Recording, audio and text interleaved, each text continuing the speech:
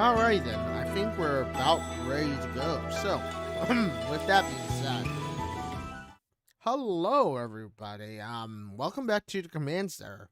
My name, of course, is FAI, and yeah, we're back once again in the Command Center with Gaming Talk EP5. So, pretty much continuing our discussion about upcoming games. Well, if you haven't been part of this show by any way, shape, or form, you haven't seen this show at all. We started this show back in last month, I believe. Last month it was, yeah. I believe it was last month with episode 1 at the very beginning of the month for iGaming Talk, which was the talk show that I created, basically talking about gaming, upcoming games, news around Twitter, stuff that's changing around Twitter, YouTube, Twitch, and anything in between. So, yeah, last week, of course, if you were with us, we were with Val and Cozy. This week we are kind of soloing it again because, again, I'm not really looking to, I'm not really looking to, of course, get, get anyone, I'm not looking to try and do this every week with Nicosi. And yeah, I just banned somebody who I think is a viewbot, but, anyway. But yeah. Anyway, with that being said, yeah, let's go ahead and get things going, shall we? But yeah, this video or this episode, we will be continuing our discussion. Just to kind of overlay what we're discussing today and what we're going to be going over. We are basically going to be going over Cyberpunk 2077 as expected for many of you. I'm sure for many of you, maybe you want some more news about Cyberpunk 2077, or, you're looking for ideas, or, you're interested in, like, the specs or whatever. We're going to be continuing talks about Cyberpunk 2077 as we are about a few days away from the game. We are, like, about 5 days away from the game, everybody. So, we will be continuing our discussion about Cyberpunk 2077 and stuff like that. We will be going over Fortnite Season 5. Fortnite Season 5 just came out recently. As all of you know, it's been about 4 days, I think, since Fortnite Season 5 has started. And, yeah, it's been a very interesting season up to now. But, yeah, we have Fortnite Season 5, a little bit of chat about that. Among Us Proximity Chat, is on the ordeal or the docket today. Because there is a new mod / thing going around called Proximity Chat, which is interesting to say the very least. I saw some trending about Splatoon, on Twitter, so we will be talking about Splatoon, what's going on around there, and, what's happening, with that. Because there's obviously been some trend and some news going on about Splatoon, so, I'm interested in seeing the reaction and what people are thinking about what's the topic been about recently, and, all that other stuff, because, obviously this is partly, game, but yeah. So, let's go ahead and get things, continue talking about things that are going on, going on the docket today. Point number 5 we will be going over and we will be doing some discussion about is First Strike, which of course is Valorant's tournament that happened recently, or is one of Valorant's esport tournaments that have been going on. It only happened recently, so it'll be interesting to talk about that, see what the reaction is about First Strike and what has been happening with that esports tournament for Valorant. I'm sure there are many of you out there who are following Valorant or looking at Valorant, so it'll be interesting to see a discussion about that. Vampire the Masquerade 2, Sorry. Let's take another take on that. Let's take another stab at that, shall we?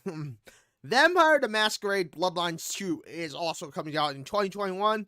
So I'm interested to see who is a Vampire the Masquerade Bloodlines fan who's been watching Vampire the Masquerade since the beginning, or at least maybe around the beginning. But yeah, with that being said, that's something else that we will be talking about is Vampire the Masquerade Bloodlines. And yeah, with that going on, continuing forward, yeah, let's go ahead and continue forward with the next point, which is Far Cry 6. We're going to be doing some talk about Far Cry 6. I haven't really looked too much into it, but I think that'll be a great discussion point to get some Far Cry 6 discussion going on. What your thoughts are. We'll also be trying to go over Resident Evil Village, which again is something that I've been looking into. I've been trying to get some points on that, but yeah, I feel like we're going to need to get some, of course, discussion going on that. And that going forward. The next point, of course, is Gran Turismo 7. I'm sure many of you are looking forward to that game if you have a PS5. It'll be the next installment of the Gran Turismo series, the racing series for PlayStation, which has been exclusively on PlayStation since its beginning. Somebody can correct me if you've been playing Gran Turismo long enough, but I believe the Gran Turismo series has been exclusively with PlayStation since the beginning. So yeah.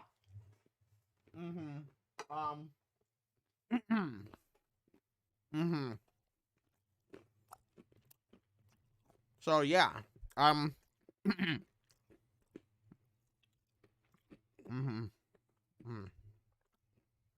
Anyway.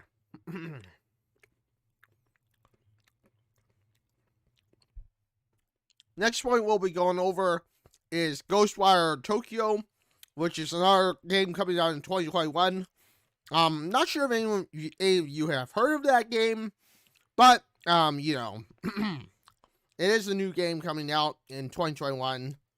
So, yeah, keep an eye out for that if that interests you at all. We'll be discussing that in a soon-to-be video, or soon-to-be.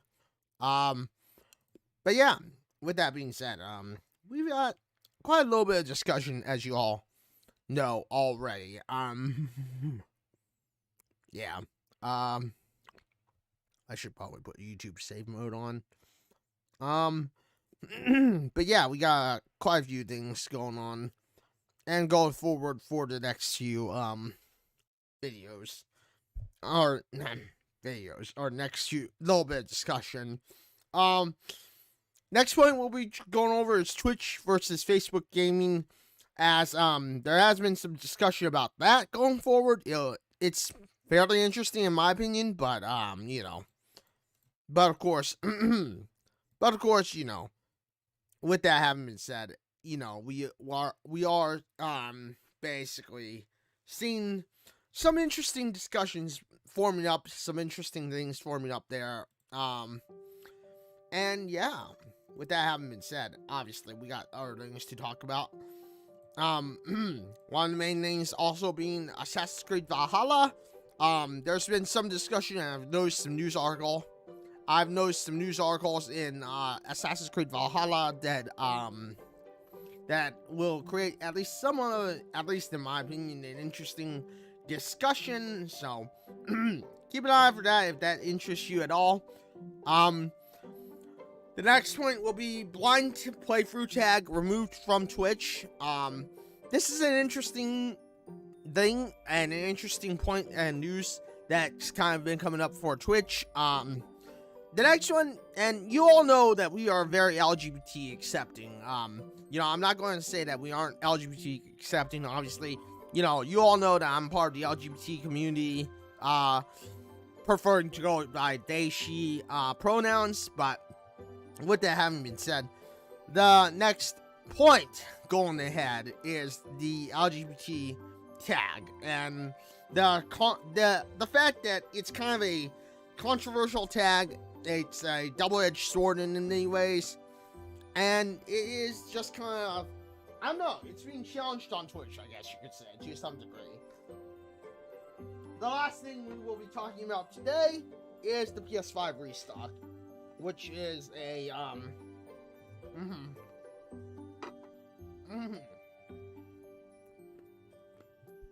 which is once again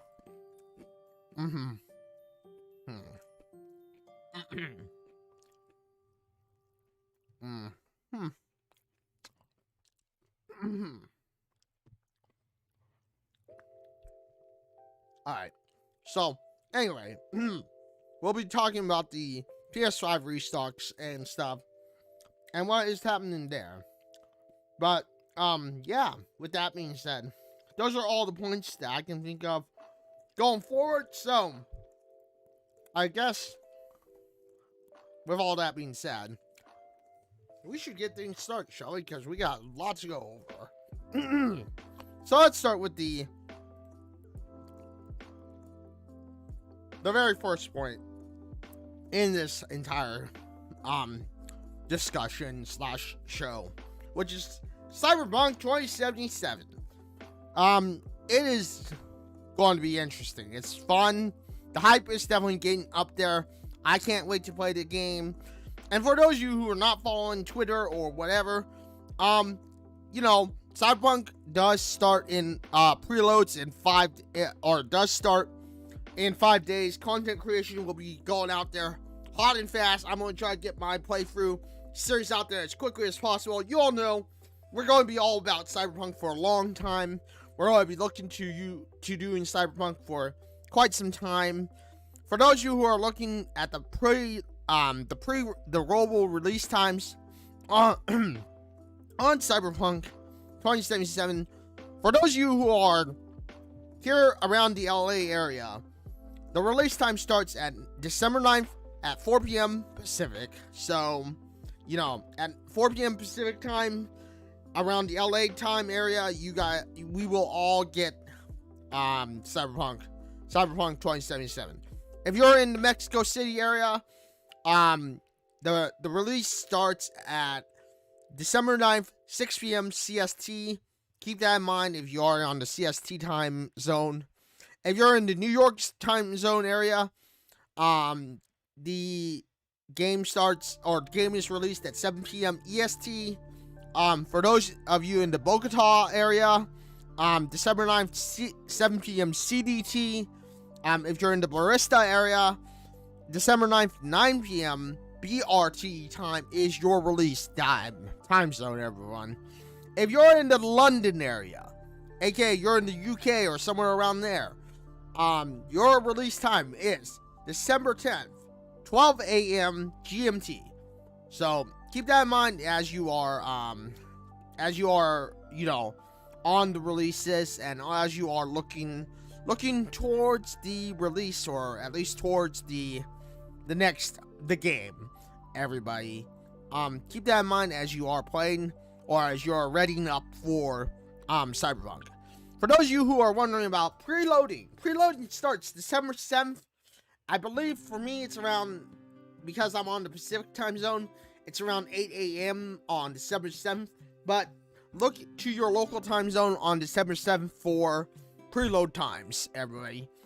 If you're in Paris, December 10th, 1 a.m. CET is your release time date, everybody. So, if you're trying to get into Cyberpunk immediately, just remember that CET, you will be able to start the game, or the release is December 10th, 1 a.m.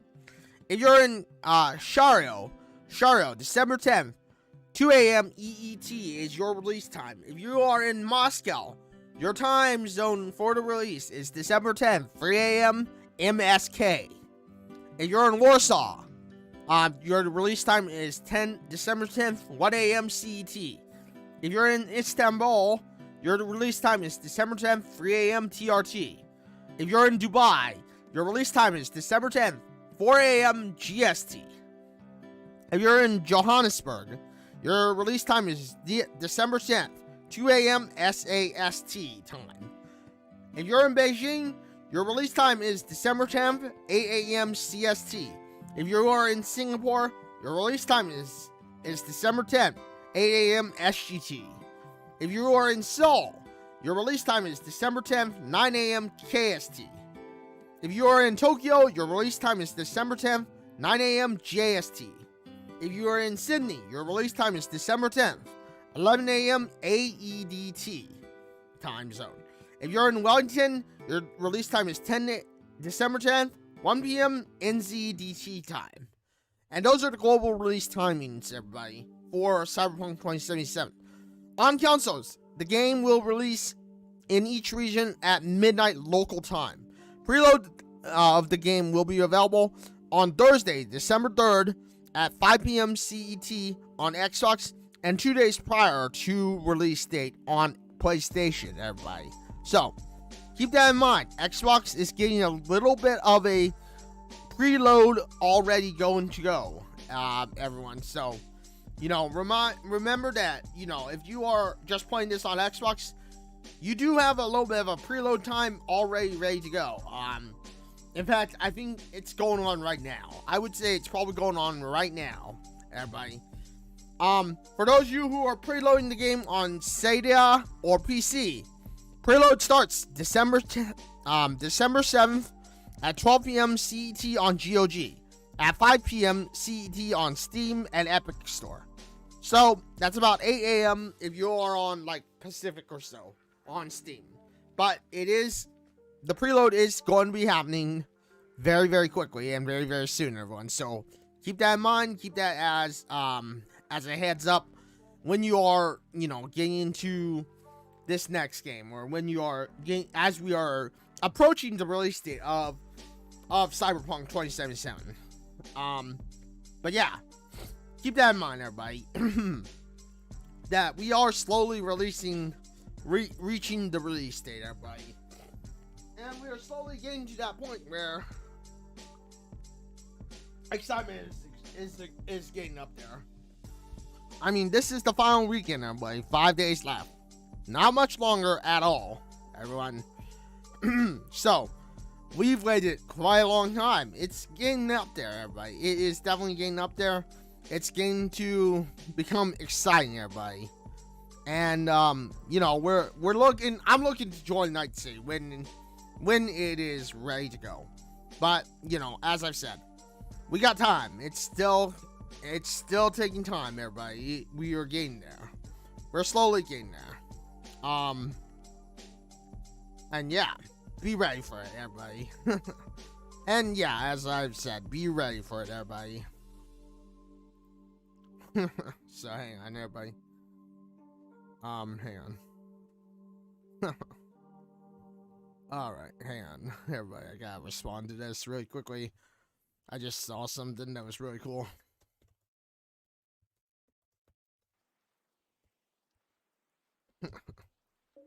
Alright.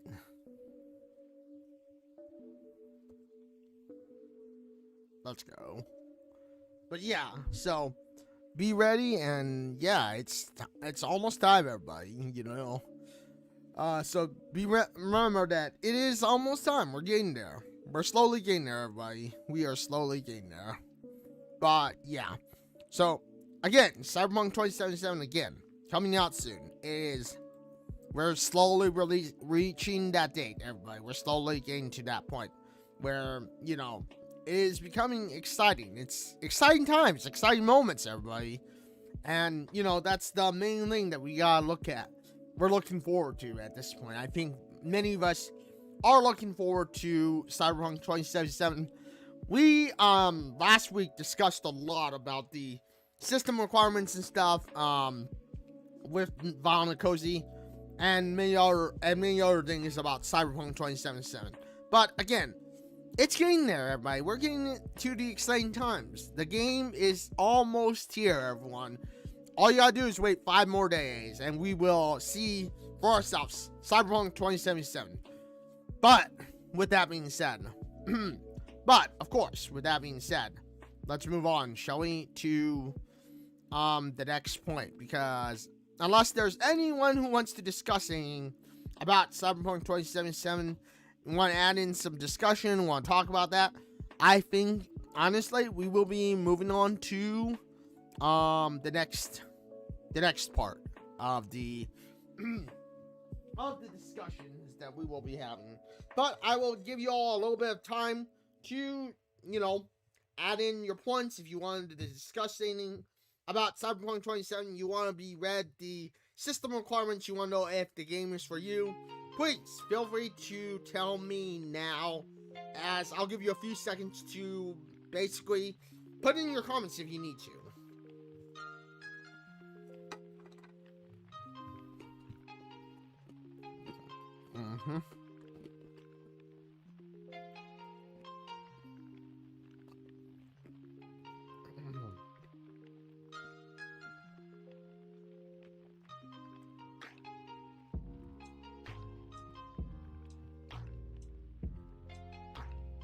Alright, I guess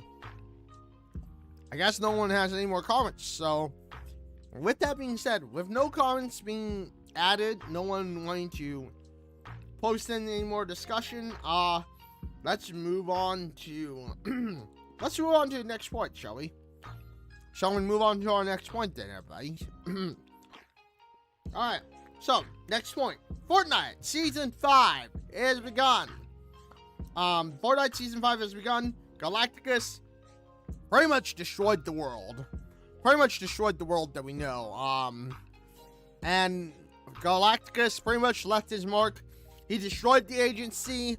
Nothing from Season 2 is basically left. So, yeah, that's a thing.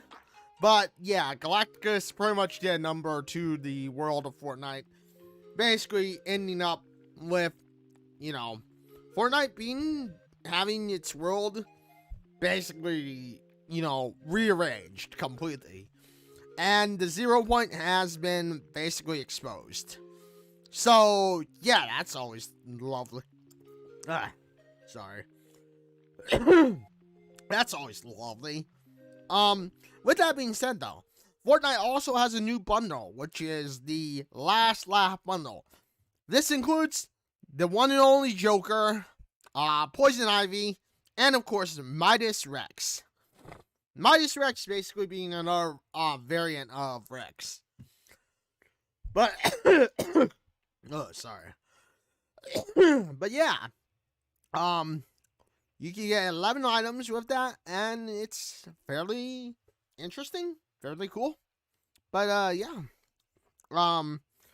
Interesting bundle. I'm not sure if, at least for me, if it's worthwhile. But, maybe for some people who really love DC, it might be worthwhile. Like, if it was just, like, you could get all, like, the characters separately and on one bundle for, like, $30, I think for me, it would be well worth it. Because, personally, I would love to get, Poison Ivy. But, obviously, because it's a bundle, I mean, it's very unlikely that I'll be able to get it right at the moment. But, it is what it is. So, yeah. Like, tell me your thoughts, everybody. If you have any thoughts about Poison Ivy, Joker, and, of course, Midas Rex being added as skins to Fortnite, please feel free to tell me. Otherwise, we'll continue in just a moment, our discussion about Fortnite Season 5, everybody. So, I'm going to give you all a few moments if you want to talk about, discuss the skin bundle that just came out, which is the Last Laugh.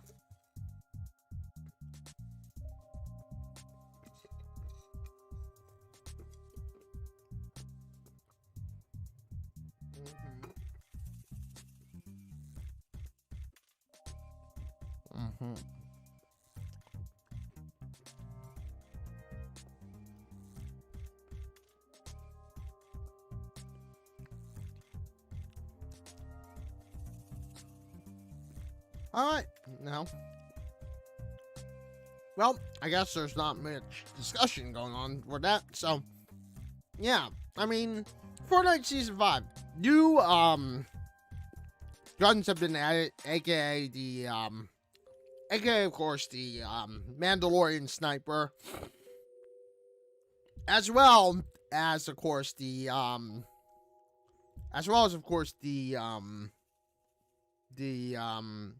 new characters like Lexia, and so many others, which are all skins in the Battle Pass bundle.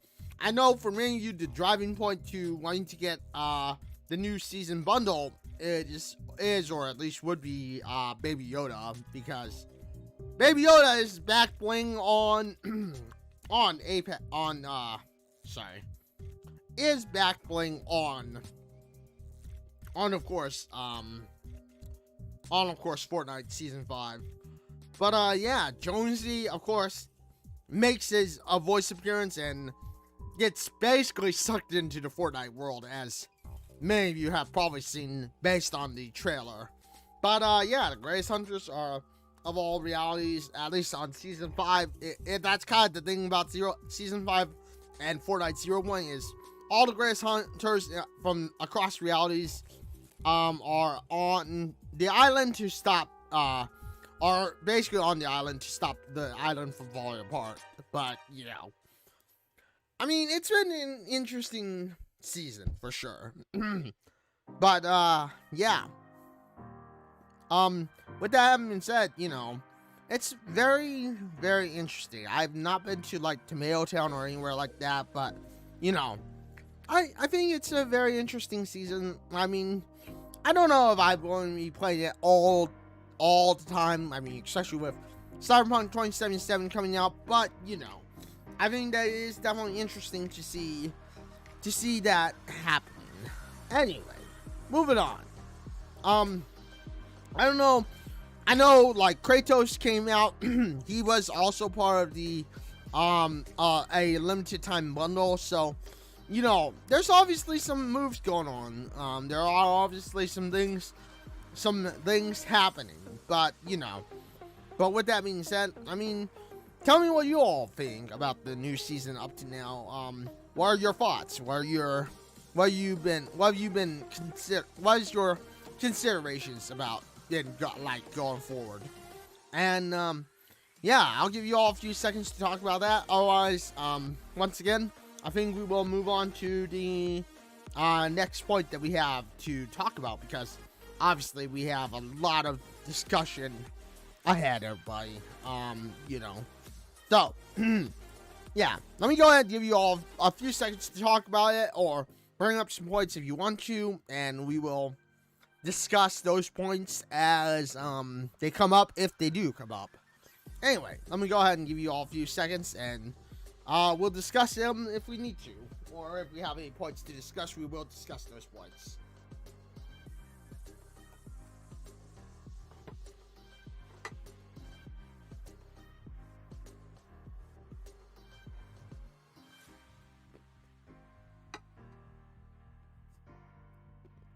And we don't talk about aging here, everyone.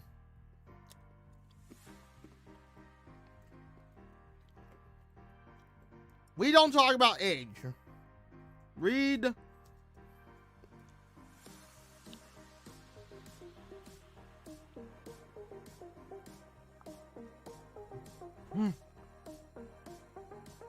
Wow. Dang Nixon, coming in hard with a rule break.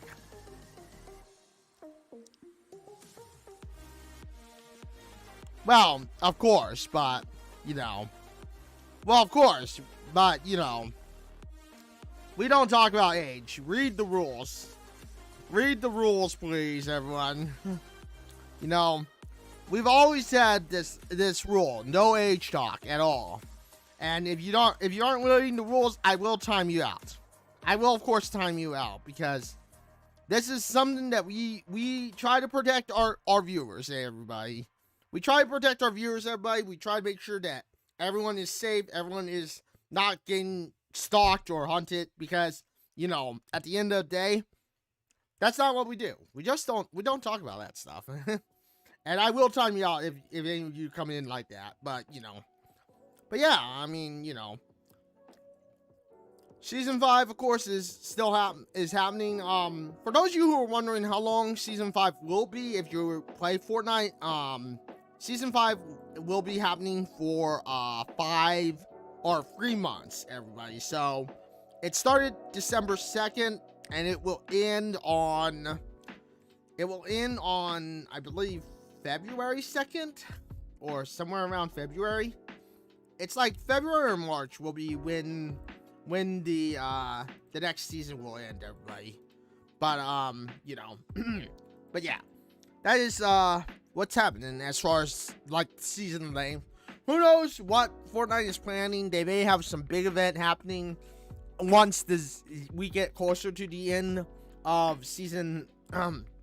Once we get to the end of season 4, but you know, but at the end of the day, you know, it is something that we that will be happening. So yeah, but yeah, I mean, don't become the example of Danny Nixon, everyone. Like, you know, Danny Nixon came in hot with a question like that, and we will time you out for doing that. So please don't come in asking questions like at each talk or whatever, because we do not talk about that stuff.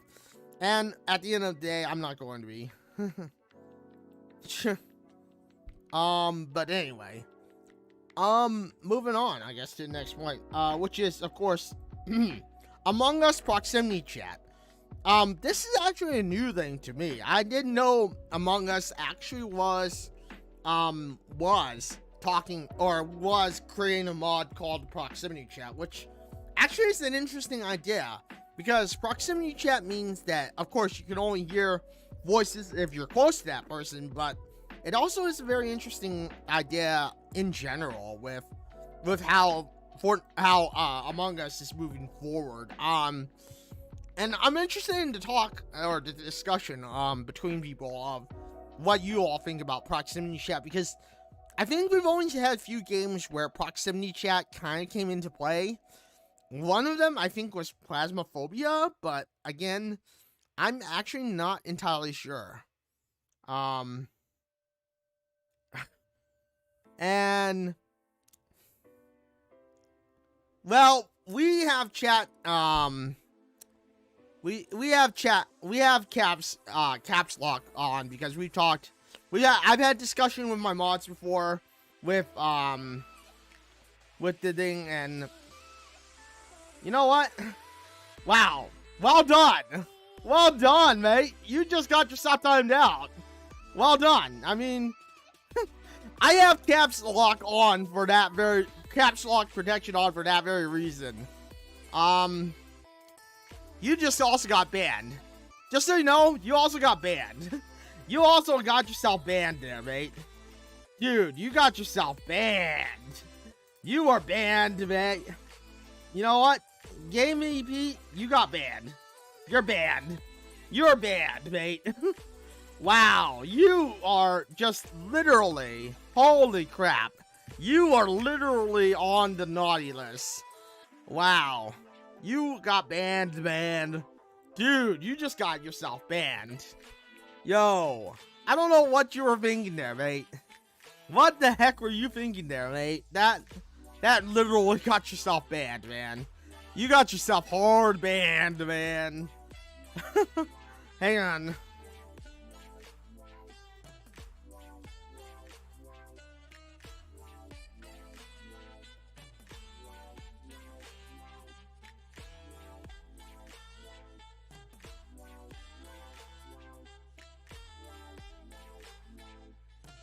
Man, we got hard people banning today. Wow. Alright. We're gonna be like that. Spicy, huh? Okay. You know what? I mean, okay, I get it. You know? Alright, you know what? I get it. We're gonna have to have that discussion, huh? Wow, you guys are getting banned. I mean, I don't know who was the person that taught you, but seriously, like you guys are literally, yeah, spicy, man. I mean, you know, Nightbot is there to help moderate things, but, yeah. But yeah, we definitely are going to be, having those people, huh? Man, yeah, okay. I mean, you know, I get it. We got feisty chat today. Huh? Okay. Yeah, that's always lovely. That's always lovely, you know. Anyway, where were we? Where the heck were we before we had a freaking spicy chat about that? Oh yeah, proximity chat, right? But yeah, I mean, like I said, I think proximity chat is a very interesting idea. It makes the game interesting. It definitely will make Among Us interesting because that means that people can't hear certain people unless something happens. And just so you know, Pete, if you are going to continue to be in this chat, I will report you. Because yeah. Because yeah, that's definitely not going to be happening. Where was it? Give me more options. Nope. I forgot where the heck it was. Oh boy, I forgot where the heck it was.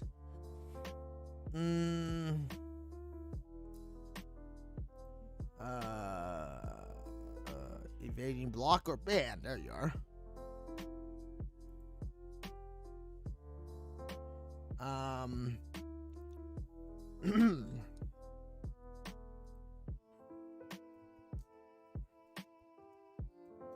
Very colorful.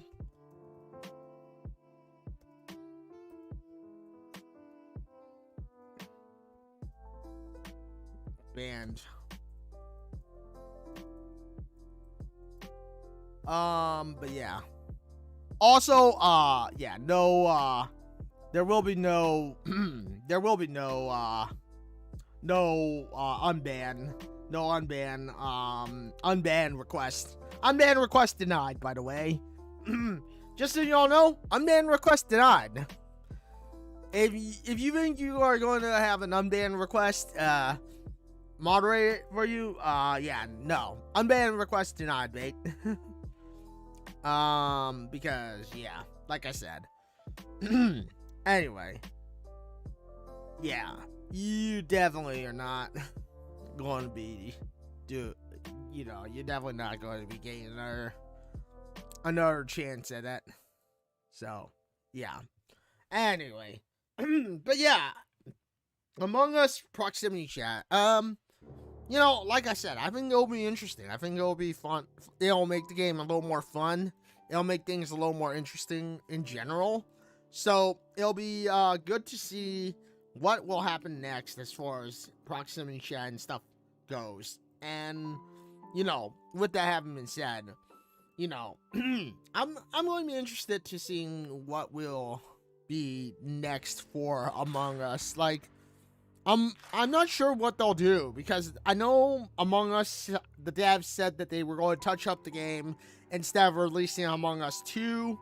So, I'll be interested to see how things go moving forward. And what will be next for them. But, it'll all depend, I guess. It will all depend on what they decide to bring forward and what the, I guess, community, the modding community decides to do. Because, obviously we have a lot of people still playing. Well, of course. Yeah, no worries, Danny. No worries. Just, realize that, we do it just because at the end of the day, of course, we just are trying to make sure that people are safe, people are not stalking each other, and we don't have the problems that may come around, because it is the internet. You gotta remember, it is the internet. This is, not exactly going to be a place where people are going to exactly, have that kind of consideration for what's going on. But yeah, like I said, I mean, well, I don't talk about my age at all.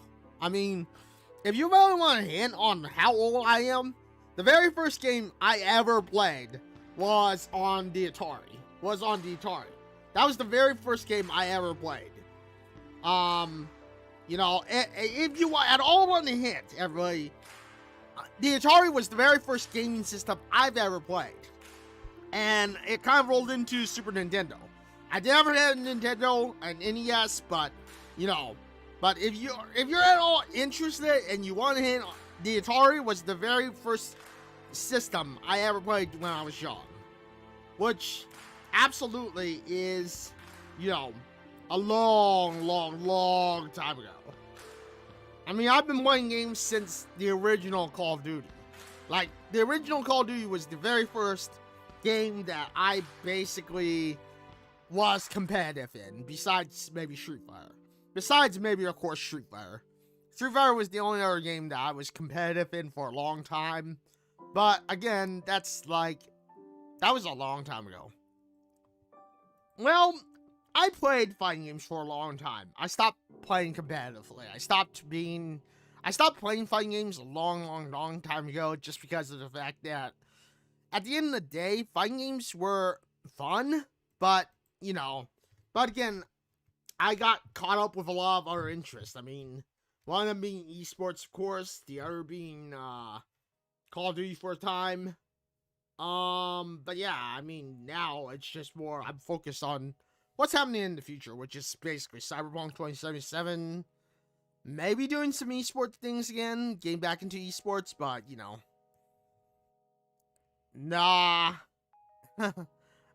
no, Evo was after my time. Evo, Capcom Cup, those were after my time. I stopped playing fighting games long before Evo started. Like Evo and stuff wasn't even a thing when I was playing fighting games, like, for the most part, when I was dedicated to fighting games. If I get back into fighting games, I mean, yeah, the plan is to try and go to Evo. The plan is to try and go to CEO.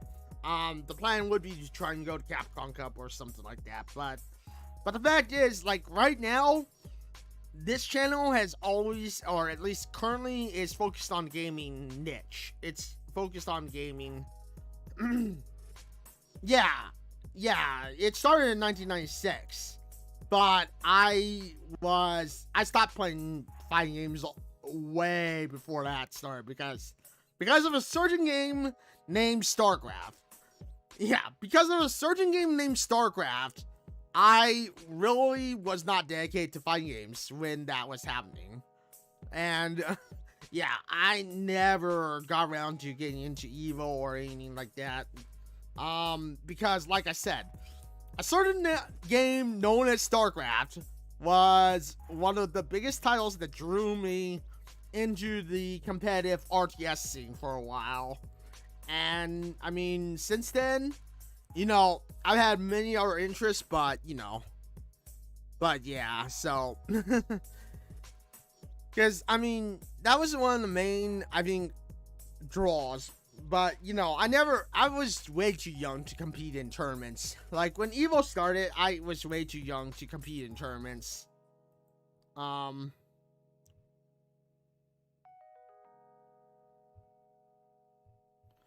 yeah, that's because I restarted my YouTube stuff. When I started YouTube stuff on Street Fighter and stuff, that was definitely like, you know, that was when I was getting back into it. I never got in, you know, like, before internet, I never got into anything for, you know, competitively, because I had, one, I of course was going for school. I had school and stuff going through that. Two, of course, I was preoccupied with other things. Like I've said, I mean, for those of you who don't know, I mean, obviously, always make sure you have at least some education and make sure you get your schoolwork done. If you're looking to become a competitive Fortnite player or anything, always make sure you get your schoolwork and stuff done. Is Smash a fighting game? I mean, you really want me to go meme on this? All right. You know what? Here's the meme thing about fighting games with Smash Brothers. Most people would probably consider Smash to be not a fighting game, but I'm literally going to go meme on that. That's me going meme on that. I mean, it is a fighting game to a degree, but a lot of meme people will just say that it's not a fighting game, and I'm literally going to go meme on it and just say that it's not a fighting game, but really it is. But let's face it, really it is a fighting game. I mean, Smash is a fighting game, it's just a different fighting game. Smash is truly a different type of fighting game, you know? But, I mean, if you want to ask anyone who's going to go meme on it, yeah, we'll tell you it's not a fighting game. Memes will just tell you it's not a fighting game. I mean, that's the flat out meme answer, is it's not a fighting game. But, you know, but it is a fighting game to a degree. It's just a different type of fighting game. It's not like something that everyone is gonna be, you know, playing for saying. It's not a fighting game that everyone will drop in, you know. And that's the main answer, I guess, if you want to know, like, is Smash a fighting game. But, you know, either way, I mean, let's get back to the points at hand, shall we?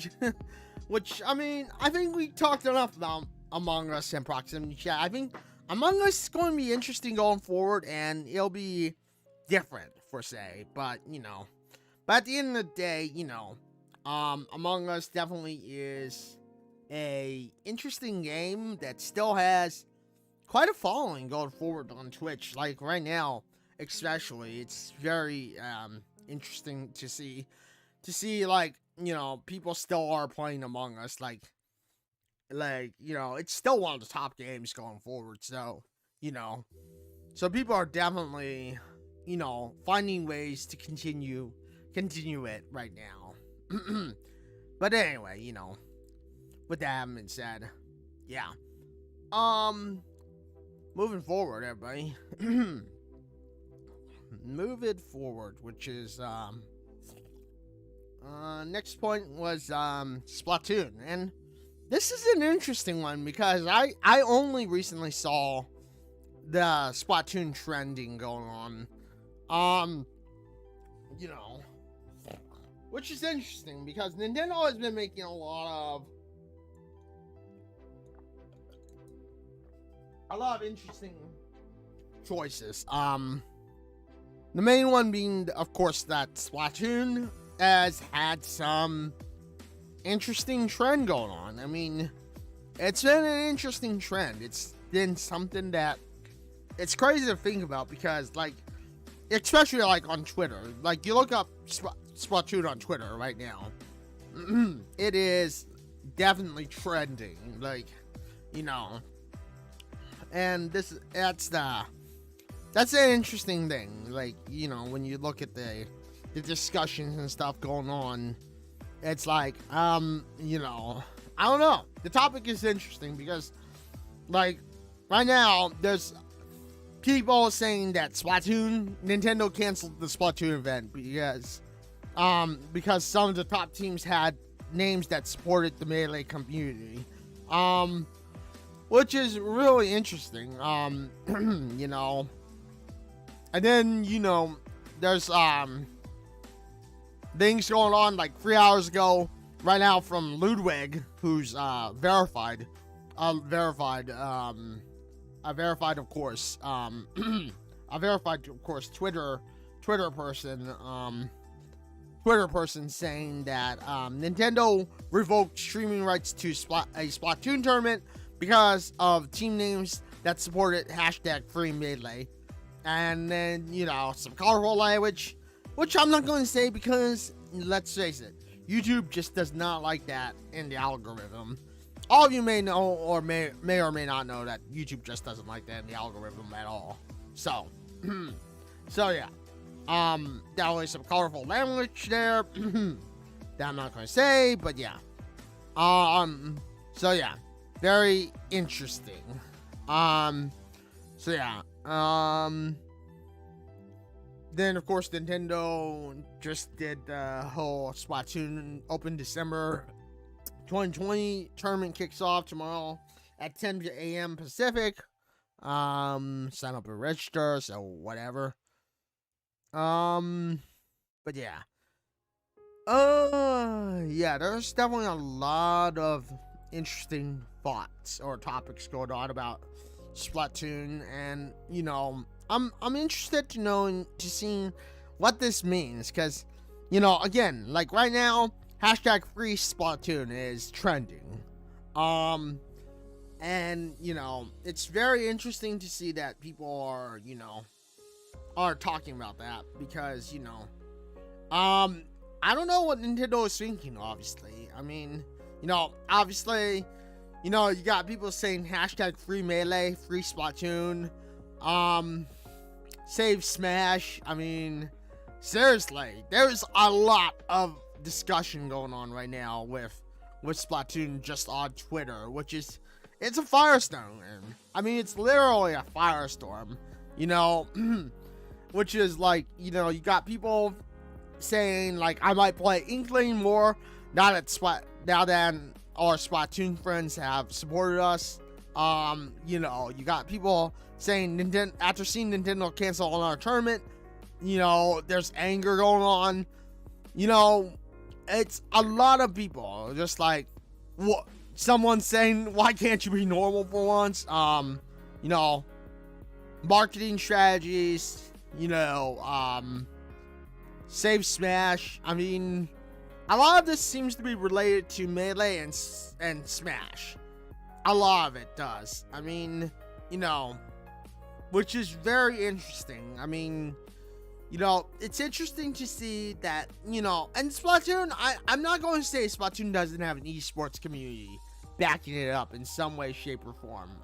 Splatoon definitely has at least some esports community backing up. But, you know, at the end of the day, I mean, you know, it is what it is. So, you know, I'm interested to see how the changes or what will be happening moving forward, because, you know, if Nintendo is basically canceling Splatoon tournaments and live streams for those tournaments, as well as, like, you know, live tournaments for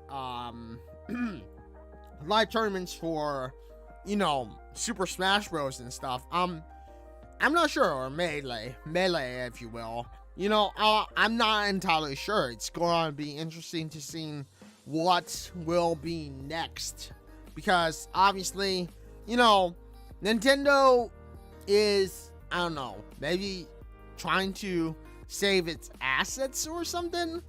I'm not entirely sure, to be honest, everybody, because it's very, very hard to say.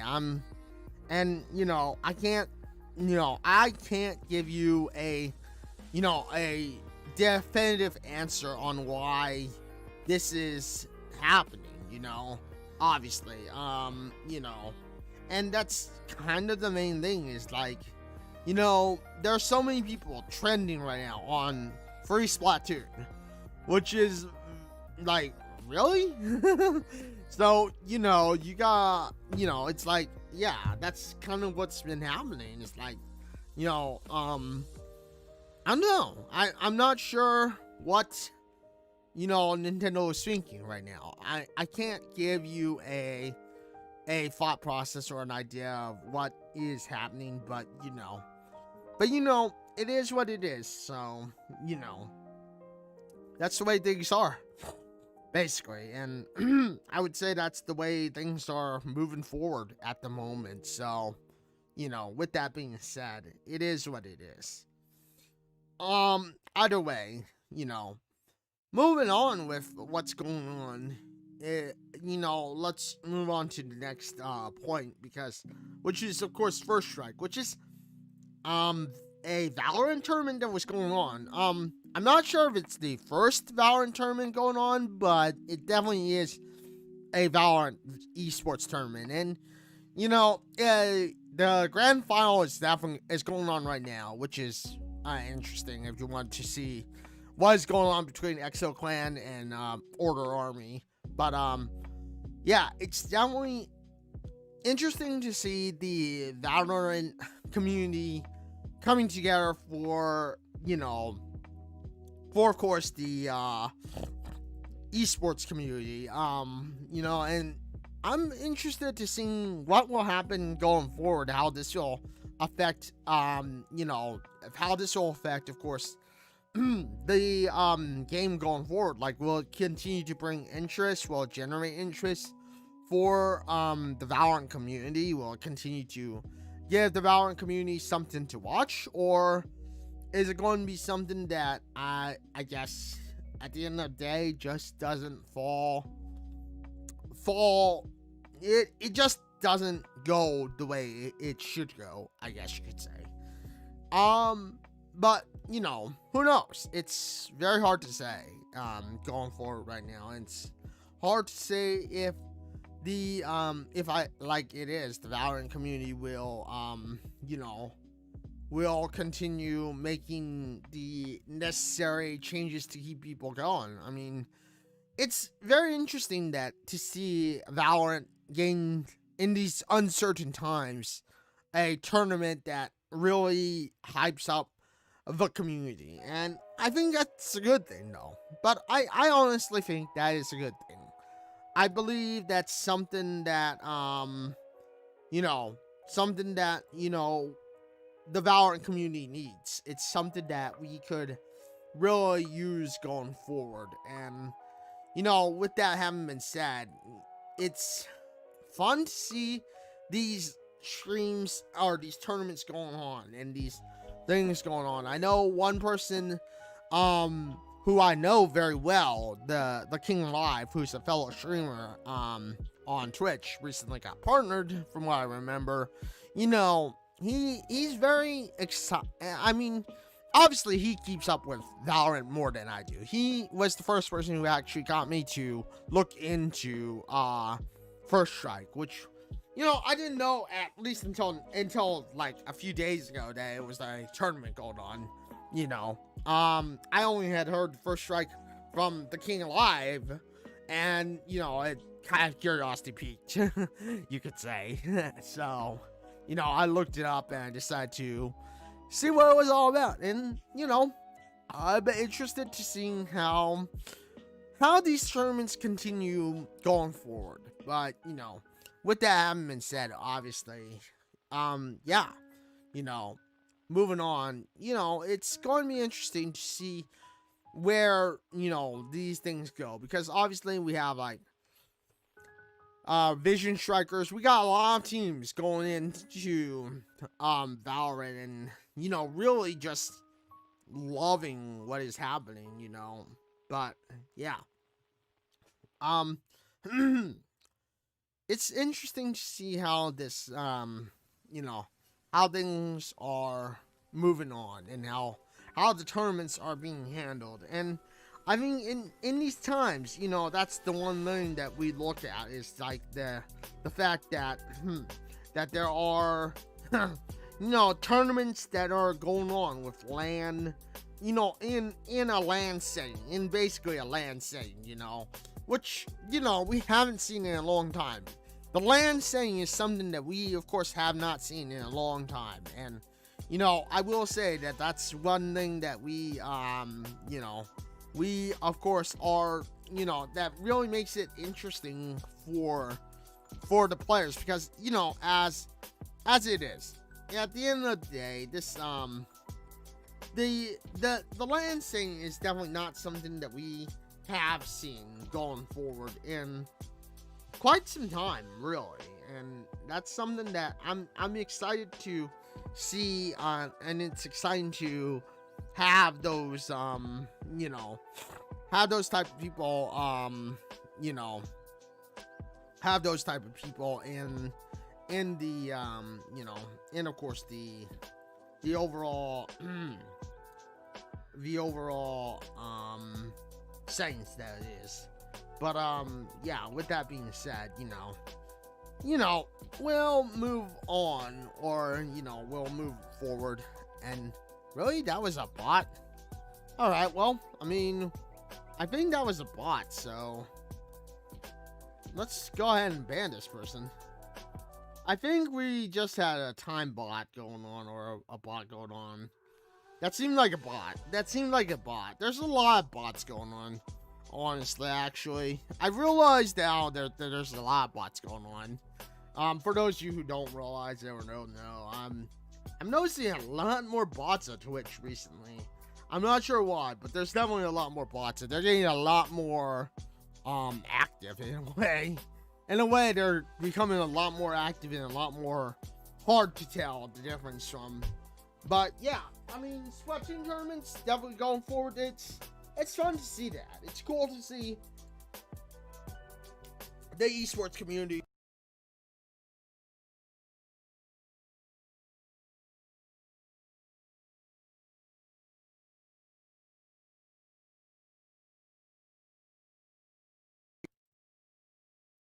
Anyway, moving on. Sorry about that. I don't know what happened. I just adjusted the mic for a second and it dropped out. Anyway, it's nice to see that esports communities and stuff are moving into or back into the LAN setting or the LAN setting. So, you know. Anyway, yeah.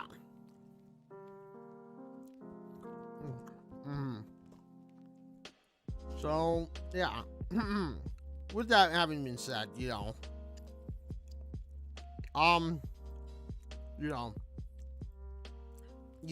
it's definitely my mic does that sometimes. Oh well. Anyway, moving on. Yeah, let's just move on to the next one, shall we? But yeah, first strike. I'm glad to see esports tournaments kind of slowly returning back to normal, returning back to what they used to be. And it'll be cool to see what happens going forward. What will be next? What will be next in the I guess in the future or for the future. But yeah, with that being said, of course, let's move on to the next one, shall we? Which of course is another game topic, or another game coming soon. Vampire the Masquerade Bloodlines 2. How many of you have played that game? How many of you remember Vampire the Masquerade Bloodlines? I know for many of you, you're probably like, what was that? I don't remember that game at all. And if you don't remember that game at all, I mean, obviously, Vampire the Masquerade Bloodlines was a a game way back when. It was back in, gosh dang. Sorry if I don't recall for say, because that's been so long ago. But Vampire the Masquerade Bloodlines came out in 2004, November 16th. And I mean, it was a great game for its time. Obviously, it was a great game for its time. Incomplete though. But it was incomplete. I will admit that it was pretty much incomplete. It was not completed completely. And that was one of the main things that I think really dropped Vampire the Masquerade Bloodlines in originally, was just the fact that it just was not fully completed, But, it is what it is. At the end of the day, it is what it is. I loved the game, but, of course, I was bound to love the game. I mean, at the end of the day, I was bound to kind of love the game anyway, so, But, yeah, I love the idea of the new game. I hope that maybe I can get a copy of the game early, and I mean, possibly do an early review for it, but I doubt it'll happen. I personally doubt it'll happen, honestly, because, I'm not that huge of a channel. I mean, I'm not saying I'm not a huge channel. We're getting bigger every day. We're slowly working to get things going and get things to a point where we can, have all the advantages of some of the bigger people. But, with that being said, let's go ahead and take a look at what Vampire the Masquerade is offering, what they want to, what they're expecting to make out of it, which is in the website itself. This is just directly from the website. I'm going to read it and then I'm going to give you my thoughts. So, game info. In 2021, this city will bleed you dry. Descend into Seattle's dark heart, feed your power, and survive the vampire elite. Um, thrown into a dark, unforgiving world, victim of the mass embrace. Enter the night as one of several humans inexplicably attacked in a mass embrace, suddenly thrown into the dangerous and ruthless vampire politics of Seattle. Treason, tensions between the factions in Seattle are at an all-time high, and the unscathed sanctioned attack throws the status quo into chaos. An inquest is called in order to get to the bottom of the mystery, and you're the star witness, whether you like it or not. So, what monster will you be? Very good question. Take on foes through first perspective combat. Wield a range of melee weapons and firearms, but in the end, you are the ultimate weapon. Alright. Now, this is where things are getting interesting. Because as we talked about it with Violent and Cozy. You all remember, we talked about this with Violent and Cozy. And as with Violent and Cozy, I think we'll try to get him on next week's show. In fact, let me pause the music, everybody. 1 second. I'm gonna pause the music just for a sec. Love the music and stuff, but you know, I gotta ask Violent and Cozy because this is definitely something that I think I want to try to maybe see if he wants to get on for next week's show so we can talk about this in detail, because I think this will be something to consider going forward into next week's show. So, let me ask Nicosi real quick, everybody, and we'll go from there. But yeah, like I said, it's going to be interesting to see what will happen moving forward with Vampire the Masquerade, and the fact that they are basically saying, "Oh, choices matter." That is like I said, very interesting thing. It's going to be interesting seeing what the bloody heck they're thinking here, or what the bloody heck they're considering with moving forward on this particular, thing. Because as it is, here's where things get interesting for Bloodlines, Vampire the Masquerade Bloodlines 2, which is choices matter. Reactive storytelling. Vampire the Masquerade Bloodlines 2 reacts to your every choice in a narrative where different paths and outcomes abound.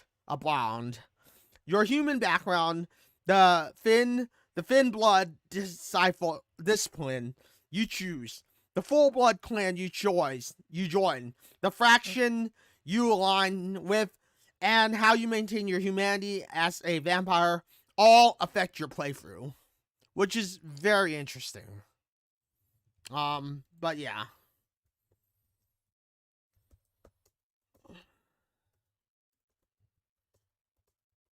So hang on, everybody.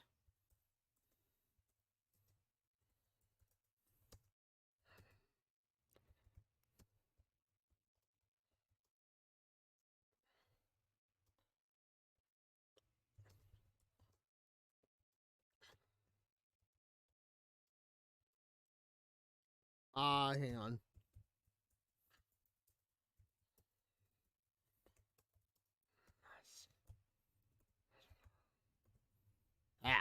Bloody hell.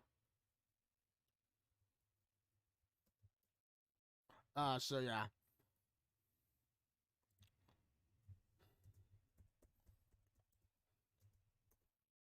Yeah. And so yeah, hang on, everybody. That's something that I wanna continue this discussion with. But yeah. Anyway, yeah, moving on. Anyway, yeah, that's something that we'll be talking about. But yeah. Um.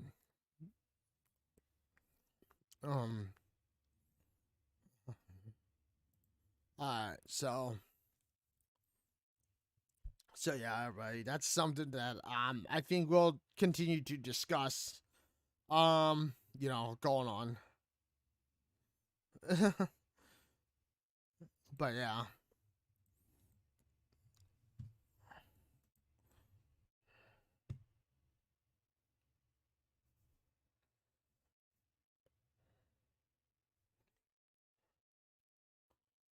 But yeah, that's something I think.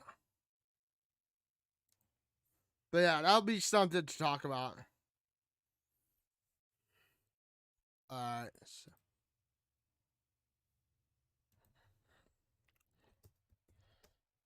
But yeah. All right, so yeah, that'll be next week. That'll be next week. We'll talk about that a little bit. But yeah. So let's go ahead and continue. Some rules are with what's going on right now with this. Which is which of course is some rules are unbreakable. The masquerade. You don't break the masquerade. To ensure survival, kindred must keep their existence secret to humans. And the Prince of Ciel is sure to deal with any breach. Interesting. Um, unlock your full unlock your full kindred potential disciples. Choose one of 3 starting Thin Blood disciples and discover your full power. When you choose your full blood clan, you get 2 additional disciples. Read more about playable clans to learn about their powers, which we will. Heightened senses. Ooh, I like this. And like I said, if Vampire the Masquerade people are listening, which I forgot who's making this game. Let me see who's making this game real quickly, everybody. I've got my other computer, which I'll be using as a look point because I know I wish listed it on Steam. I might get it for Epic Games if they decide like they want to release it early, but I'm hoping. And I'm hoping. I don't think it'll happen because honestly, I don't think my channel is that deserving. My channel probably isn't that deserving, but hey, if you're listening at all, if you're at all listening at all,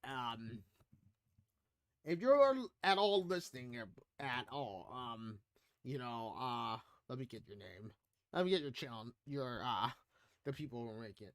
Paradox Interactive, Hardsuit Labs. If you're listening at all, I would love to get a early release copy of Vampire the Masquerade Bloodlines 2. It was definitely one of my favorite games in the day. Back in the day, when Vampire the Masquerade first came out, I loved that game. I mean, I love anything blood vampire related. You all know this. Well, maybe you don't know this, but if you do know me well enough, I love anything vampire related. I mean, vampire stuff was my jam. I loved that stuff. And I loved Vampire the Masquerade back in the day. That was made by Activision and Tronka Games. Which, don't get me wrong. Yes, I do not like Activision. I'm not crazy about Activision. You all know this. But I loved Vampire the Masquerade Bloodlines. That was a beautiful, beautiful, beautiful game. Loved it. Loved it, loved it, loved it. I can't wait for Vampire the Masquerade Bloodlines 2. But, Paradox and Hardsuit Labs, if I can get a media copy, I would love that. I doubt they would. And in fact, I'm gonna just see. I'm just going to see, I'm gonna see. I know a slim chance at Hardsuit Labs, at Paradox Interactive. But if I could get a copy to review of hashtag Vampire the Masquerade Bloodlines 2, I would love it. That was my favorite favorite game back in the day. And you're really making me hyped and going into it with a positive view so far. But I know it's a slim chance. It's a slim chance, but I would love it if Heartsuit Labs and Paradox Interactive could get me a copy to review of Vampire the Masquerade Bloodlines 2. I doubt Paradox Interactive or Heartsuit Labs would let me do that, but you never know. Twitch, you never know. Anyway, moving on to what they said about this. Heightened senses, enhance your vision, and here to reveal hidden objects and discover secrets of the Seattle night. Very cool. In the end, it all comes back to blood, feeding. As a vampire, you don't feed to survive. You live to feed. Rather, you prefer your blood rolling with pain, roaring with pain, hot with rage, thick with delirium. Rather, you prefer your victims to be in fear or your partner to be in the throes of desire. The resonance of your victims shape what kind of vampire you become. Be without it for too long, and you will inevitably descend into frenzy to get hold of it. Very cool. Very cool. I love how they're setting this up. Honestly, I love how they're setting this up. I love how they're setting up Vampire the Masquerade Bloodlines 2. I really do. I'm going into this looking at it very positively. Like, I don't say this very often about our game. And many of you may not realize this, but I don't say this very often about a game. But I don't always go into a game looking at it positively. Sometimes I look into a game very, very speculatively. Very, very weirdly sometimes. But, you know, there are just some games like Cyberpunk 2077 that just pull it out where I go into game looking at it very, very positively. And looking at it in a positive fashion. Moving on. A city run on blood, Seattle. From its founding, Seattle has been run by vampires. In Bloodlines 2, you will stalk your prey across Seattle's districts, faithfully reimagined in the world of darkness. Meet the old blood founders present since the city's birth, and the new blood steering the tech, money, which is rapidly redefining the city. Everyone has hidden agendas, so choose your allies wisely. Love it. Love that. Find your place among the competing factions, each with their own unique traits and stories. In the war for Seattle's blood trade, the world will judge you by the company you keep. But remember, no one's hands stay clean forever. Love it. And then sign up to get the latest updates and newsletters. Love it, love it, love it. Alright, let's go ahead and look into the clans. But before we do, I'm going to take a quick little break, everyone. I know I've been up for about an hour 24. We gotta take a break. So hang tight, everyone. We will take a small little break. We will play a small little video /ad for the XO Academy. If y'all don't know what the XO Academy is, the XO Academy are a group of people. The XO Academy are a group of people who are helping women FGC gamers, and I believe those under the female binary and those like me who are under the female binary, and those who are females, get better at, fighting games. But with that being said, I'll be back in just a bit, everybody. So hang tight, and we'll be right back.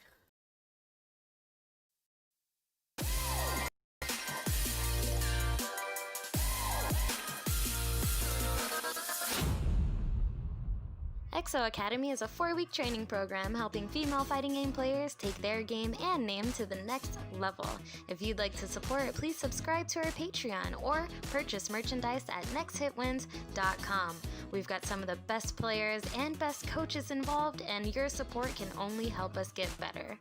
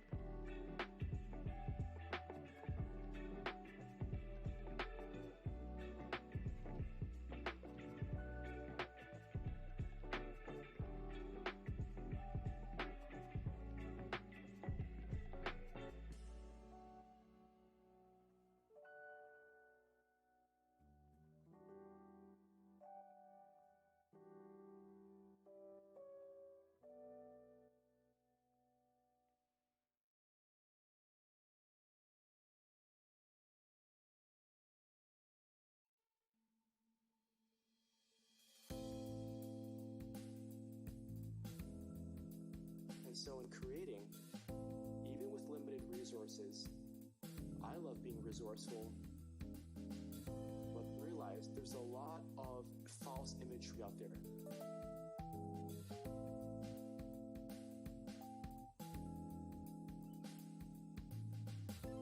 I get disturbed when I see these press reviews. You may have seen a lot of them that refer to so-and-so upcoming producer is hitting the charts or is on the scene. They're written all the same way.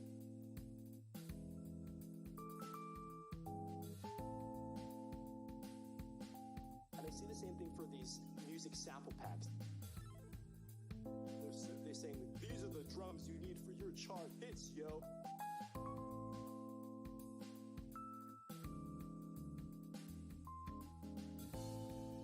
And being consumer is not problematic in itself,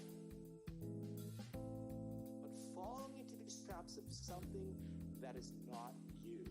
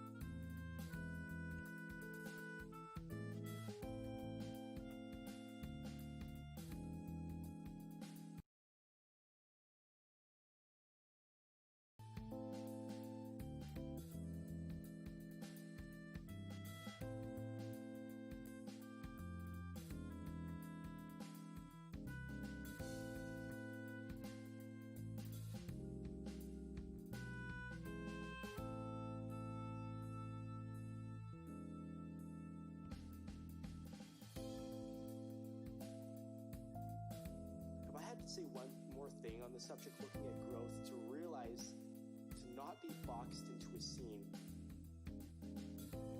You may see yourself making music in a given genre, but then you have an accidental hit on YouTube. They step out there and then they're like, wow. Alright, I'm back. So, sorry about the little bit of wait, but yeah, I just had to take a little stretch and stuff that, and right, when it's you an know, accident. get myself. I'll cheer for a little while because you know Who you are. you shouldn't be what in you cheer can for succeed at, what whatever people may everybody, love you most know. about you, Either way, yeah, let's go ahead and how you see get yourself. things going, shall we? How am I not? The heck? No, I am. Bloody hell, I don't know what I'm thinking here. No idea what the heck I'm thinking here, but oh gosh. Alright, you know what? Why not? Let's check this person out. I want to see who this person is. Because I liked one of their posts. I did like one of their posts, so. Oh, okay. They have a Twitch? Why not? Wow. What the heck? Yeah, okay, sure. Whatever. They're a huge person. They're huge. I mean, they're not super huge, but, you know. You all know what I mean. But, yeah, we'll check them out. We'll check them out at some point. Anyway. Either way, you know, anyway, let's go ahead and move onward with continuing our discussion about Vampire the Masquerade Bloodlines 2, yeah? So, we're checking out the clans. Let's talk about the clans. So, clans. Seattle is home to several clans, lineages of vampires that share common traits and powers passed on by blood. In Bloodlines 2, you start out as a Thin Blood. Feed your power by choosing one of the playable full blood clans. Discover their differences, decide their disciples, and choose just what kind of monster you will be. Unlock your true vampiric potential and take on the night. Love it. Thin Blood. Seattle is home to several clans, lineages that share common traits, and yeah. Despite, we just read this, but I'll read it again in case you didn't hear me the first time. Thin Blood.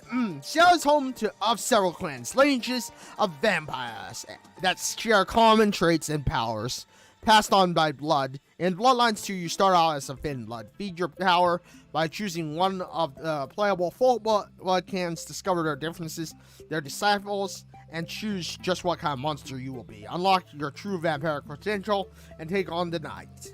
Love it. Despite being permitted in the city, many Thin Bloods don't survive very long with little understanding of what they are or the rules of kindred society. They face a struggle to simply exist in a city carved up by established political factions. Many are killed when they pose a threat to the masquerade. A few find work as grunts and runners for the less suspicious. Denizens of Seattle, it's hard. A short life for most Thin Bloods in Seattle, but also it's a city of opportunity for the few that can navigate their way into the higher circles of vampire society. Born of crime. Newly created vampires far removed from the source of their blood's power. Thin Bloods are strange and indiscriminable, deriving from the ancient disciples.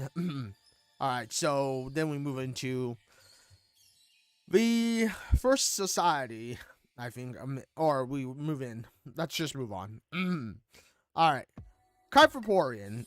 Thin Blood disciple calls on the vampire's strong affinity to bats, allowing her to move through the air and summon swarms. Glide. Blood cost 1 is Kyphoporian's first active power and can be enhanced by investing in the slot.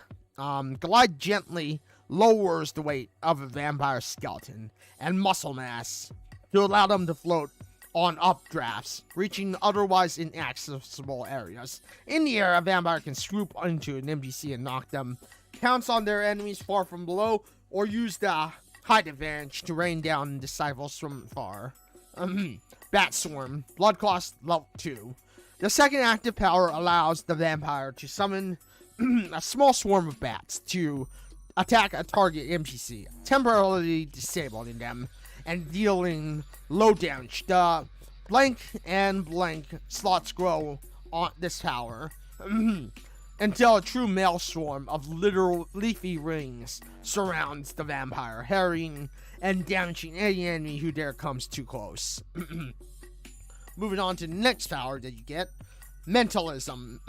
The Finbud Disciple allows the vampire to manipulate objects through telekinesis, allowing them to even pull weapons from enemy hands. Pull, blood cost 0/1, target dependent. Is Mentalism's first active. It allows the vampire to manipulate inanimate objects from afar, whether that's an inconvenience obstacle or the knife in the hands of an NPC, bearing down on the blank slot upgrades the pull even further. So, obviously, these slots are not completely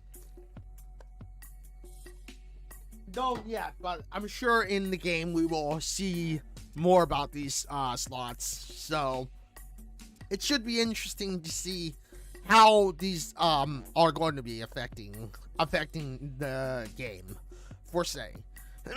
Anyway, moving on to the next part of the powers. Levitate, blood cost 2. The second active power suspends a living NPC in the air. Its strength can be enhanced with the blank and blank slots until the vampire can levitate everyone and everything in the area and throws suspended enemies around like ragdolls. That's cool. Moving on. Nebulation. The Finbud Disciple allows the vampire to call on her affinity to Mist, allowing her to summon and command it. Mist Shroud. Blood cost 2. Nebulan's first power, active power, envelops the vampire with mist for a short time, muffling footsteps and making them slightly harder to notice. In addition, the vampire can particularly transform into mist for one inconvenience, to either perform a choking attack on an NPC or travel through tight spaces. The blank slot enhances these powers even further. Envelop. Blood cost free. Blood cost level 3, or power 3. The second active creates a stationary, swirling cloud of mist that surrounds and blinds and forcefully enters the lungs of an NPC that can touch it. It's and mist shroud both can further be improved with the blank and blank slots, which is cool. I like it. Personally, I like Clairvoyant. I do like Clairvoyant, but I also kind of like the Nebulism. But I do like also Mentalism. All of the powers sound great. I personally like Clairvoyant and Nebulation, though. Those are two that I really like myself. Alright, let's look at the clans. Let's look at the clans, shall we? Let's go ahead and look at the clans and see which clan we just like, everybody. Because I'm interested in learning more about the clans. I'm sure many of you are very interested in learning about the clans as well. So, let's go ahead and see what the clans are all about, shall we? So, moving on to the first clan. The Bruja. The Pacific Northwest has a long history of attracting outcasts and drifters. The Bruja have never been a large part of Seattle's kindred community, but when they do show up to a party, they make their presence known immediately. Many of the Seattle Bruja are leftovers from failed anarch moments in the past century, most choosing to remain unaffiliated or loosely affiliate with the city's political factions, or at least they like to claim that. Very cool. Let's see what the Bruja are all about. Generally, the Bruja gather at a bash, which can be loosely summed up as sort of a fight club for the undead. They use these events to assert their physical superiority to the rest of the clans. and to celebrate the raw power of their bloodline. That's not to say they don't invite other clans to enter, but it's rare that any but the Bourgeois dominate the bash. The champions of these fights are rumored to have good money, hiring themselves out as muscle, or for anyone who can afford them. Supposedly, business is booming in Seattle these nights. I'm not crazy about them, but let's just continue to read more about the Bourgeois. But the Bourgeois doesn't sound like my kind of clan. Like, for me, the Bourgeois just doesn't sound like my kind of clan. But again, I mean, again, you're talking to me. I've never been known as a fighter. I've never been known as a brute force person. When it comes down to it, I've never been known as a brute force fighter. But let's see what more about them, shall we? Rebels, rabble, and rejects. Among vampires, the Bourgeois' powers are overwhelming, as their convictions for the player who chooses to join the rabble, 2 ancient disciples become available in addition to their individual powers from their Finn blood past. So let's see what these powers are. Let's go ahead and see what these blood powers are all about, shall we? Potence. The signature disciple of the Bourgeois imbues their undead bodies with pentacle of raw kindred strength. Nobody underestimates the strength of the Bourgeois twice. Fist of Klein. Blood cost 2. The Potent's first active power allows the Bourgeois to deliver devastating punch. A devastating punch that turns walls into rubble and throws enemies through the air, tearing of limbs and causing collateral damage. The blank slot enhances these devastating effects even further. So, obviously, the blank slot is just a filler in until the game comes out. So, we won't know what that is until the game comes out, but Earth Shock. Next power, Earth Shock. The second active power smashes the ground with titanic force. The impact causes a shockwave around the player, damaging and knocking down anyone who dared to stay too close. After further upgrades with the blank and blank slots, the ground cracks under the Bourgeois' onslaught, sending fissures outward and damaging anyone caught in the catalysm. Love it. That's cool. Alright, moving on to the next possible power. Celebrity. Some kindred strike faster, dodge quicker, and escape more nimbly than any mortal creature could hope to. They use celerity, the disciple, of pushing their body's speed beyond all limits. Unseen Storm, blood cost 2. The first active allows the vampire to dash in the direction of their choice at such a speed as to momentarily disappear from view, allowing them to land attacks, dodge around enemies, or get away before the dust has time to settle. Characters struck along the way of the dash get knocked down. The blank slot further enhances the Unseen Storm. Love it. That's cool. I love it. Accelerate. Accelerate.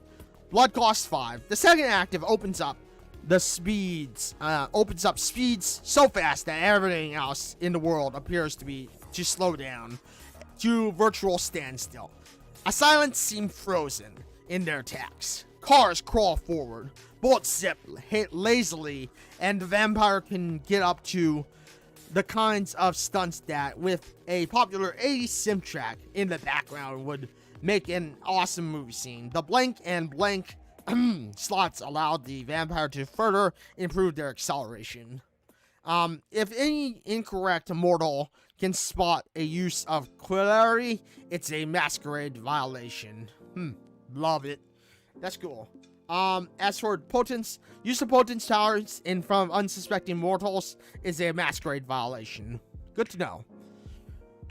Good to know, but the Bourgeois just doesn't sound like my type of clan. I mean, the Bourgeois, don't get me wrong, they sound like a cool clan, but they don't sound like me. They really don't sound like me, so I think we'll just move on and see what the next clan is all about, which is the Tremble. The Tremble clan. Alright, let's see what the Tremble clan is all about. Let's see what the Tremble clan is all about. Tremble were not allowed in significant numbers throughout Seattle's history, though that has changed recently. After the fall of the pyramid, their Tremble have sought allies wherever they can find them. Offspring, services, and secrets that were once kept to themselves. However, not all kindled in Seattle warmly welcome the warlocks into their city. Very cool. Very cool, very cool. I like it so far. I like the Tremble so far. I'm not gonna lie, I like the Tremble so far. That's really cool. They sound really cool so far, everybody. Like, they really do. But, let's go ahead and move on to the next part there. The clan, shall we? In nights long before Seattle, the Tremere were something else. Back then, as Oculus, seeking immortality, they found a way to live forever, but not on their own terms. The heavy price they paid bound their magic to blood, with it becoming both the focus of their powers and the cost for using them. Mostly forgotten origin of their curse still colors their interactions with other kindred who mistrust them. Instinctively, history repeats itself for the Tremere, with war, suspicion, and grudges, marking both their origin and their modern nights. Love it. I love it so far. Let's see. The Path of Blood. Knowledge-obsessed upstairs, warlocks, heretics, blood witches. The Tremere get called many things. Players who choose to join their ranks gain access to the secrets of 2 new disciples on top of the individual powers from their thin blood blast. Love it. So let's see what they are all about. This sounds like the Magic Clan, though. This really does sound like the Magic Clan, though, everyone. So, you know, if magic is your thing, I think this is your clan. I will say, if magic seems like your thing, this is probably your clan, everybody. Anyway, moving on. True magie. Few secrets are guarded more jealously by the Tremere than their signature disciple, blood sorcery. Followers of the blood path gain almost unparalleled destructive power. Love it. Skewer. Blood cost free. The first active Tremology power launches a small portion of the vampire's vital at the feet of their enemies, where it erupts in a patch of razor-sharp spikes. Once they dissolve, a stream of blood flows back into the caster. The blank slot upgrades Skewer. Very cool, very cool. Purge. Blood cost free. The second active power allows the vampire to make their victims vomit up blood, damaging them heavily. A stream of blood flows back into the caster, and the blank and blank slots enhance the purge until it reaches its ultimate potential. Alright, well, for those of you just joining in, we're talking about Bloodlines 2, or Vampire the Masquerade Bloodlines 2, and we're just kind of looking at the clans right now, just to see which ones we like, everybody. So, yeah. But it's been very interesting to read all about these clans in Bloodlines 2. But yeah, let's go ahead and move on, shall we? With the next part of this. Blood Boil. Cost 2 times free. A master of Thermology may cast Purge for a second time on an affected NPC, causing the blood in their veins to sear. The wrench explodes within moments. Bystanders in a large area are damaged. Blood from each victim streams back into the caster. Use of Thermology in front of witnesses is a masquerade violation. Good to know. Alright, Asupex. Nothing stays hidden to those who master the disciple of Asupex. By expanding their own senses beyond boundaries of their bodies, the kindred inch ever closer to their potential personal idea of perfection. Allura sense. Blood cost 2. Upper sex first, upper sex, Asupex, first active allows the vampire to spot NPCs even through walls, read crowds at a glance, and mark individuals to keep them in their sights over long distances. It also allows the user to spot the weakness in the marked NPC's attack and defense. The blank and blank slots enhance the allure sense. Ooh, very cool, very cool. I like it. I like it so far, everybody. I do like it so far. This is very, very interesting, to say the very least. So I am very interested to seeing what Bloodlines the Masquerade, or Vampire the Masquerade Bloodlines 2 has to offer. But let's continue looking at the rest of the clans, shall we? Psychic Projection, Blood Cost 2. The second active detaches the vampire's mind from their body.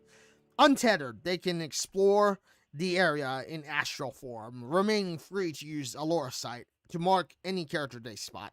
Beyond that, the vampire's mastery of their own senses has grown to such an extent that they can telepathically overwhelm the senses of others for a short while. The blank slot enhances psychic projection. Use of Asupex is not masquerade violation. Very cool, very cool. I love that that's not a masquerade violation. Let's check out the Torality door, shall we? Shall we check out the Torality door? Yes, I believe we should. I believe we should, everybody. Let's see what this is all about on Vampire the Masquerade Bloodlines 2, shall we? So, the Torality door.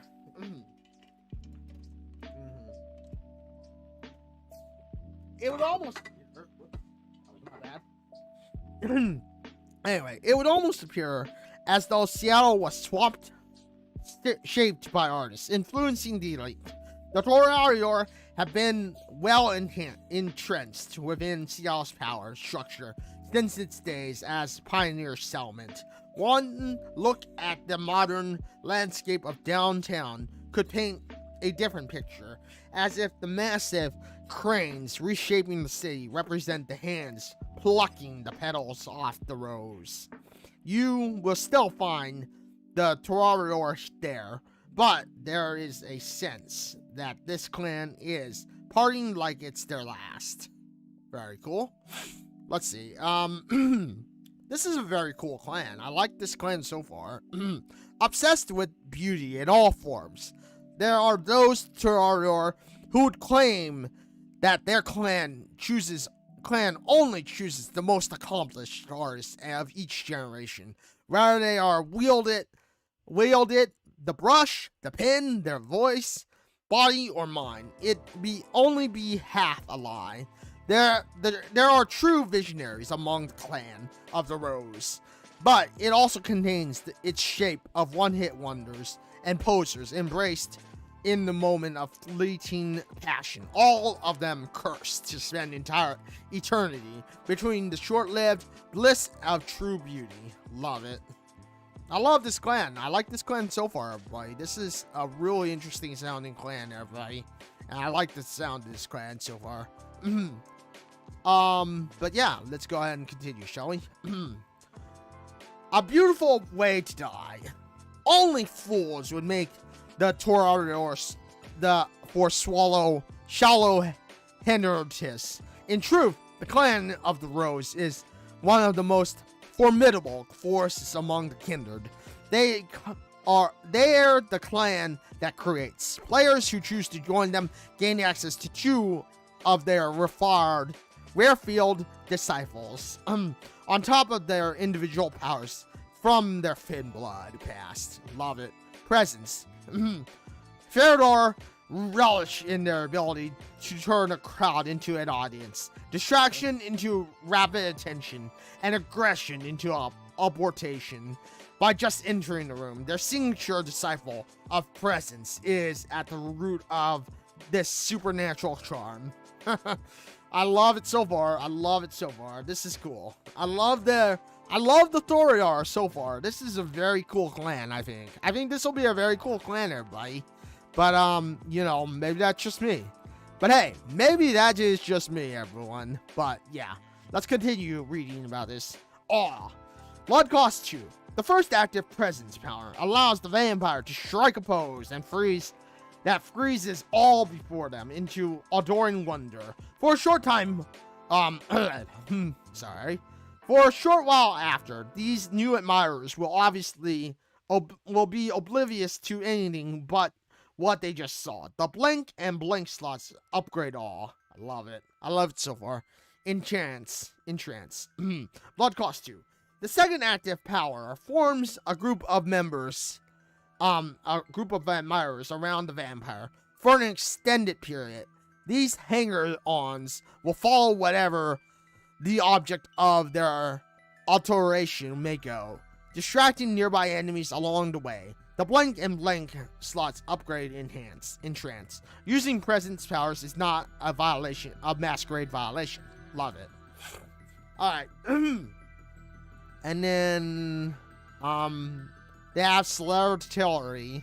They also have Celerity. So, we've already read Celerity. If you don't know what Celerity is, look back in the earlier, when we first start talking about the clans, which was the Bourgeois, because the Bourgeois also had that clan ability, so we don't have to reread that at all. Let's move on to the Ventrue, everybody. The Ventrue, which is the second to last clan that is mentioned in this game right now. Ventrue. Historically, Seattle has been the site of many industrial booms, and of the course, the Ventrue have been there to capitalize on its fortunes.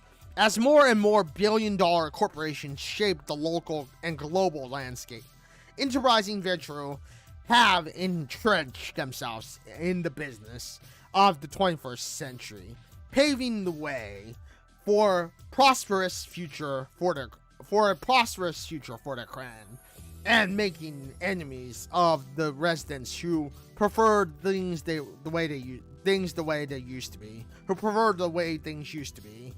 Love it so far. Very cool.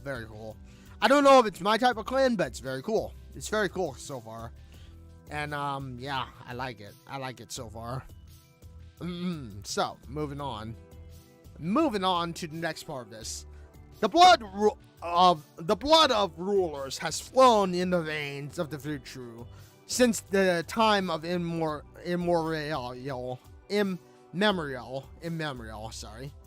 Be they high priest, emperors, investment bankers, or chairman of the board, no surprise that that lineage and loyalty are held in high esteem, even less that others might mistake them for prosperous Neapolitans.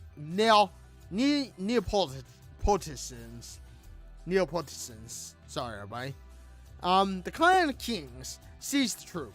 They are the architects of vampire society, the guardians of the masquerade.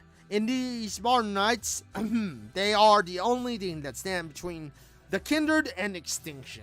Knowing this, how could they not stick together to better weather the onslaught, to command the right to rule for everyone's betterment, and to swiftly deal with anyone to fall short of these extracting standards?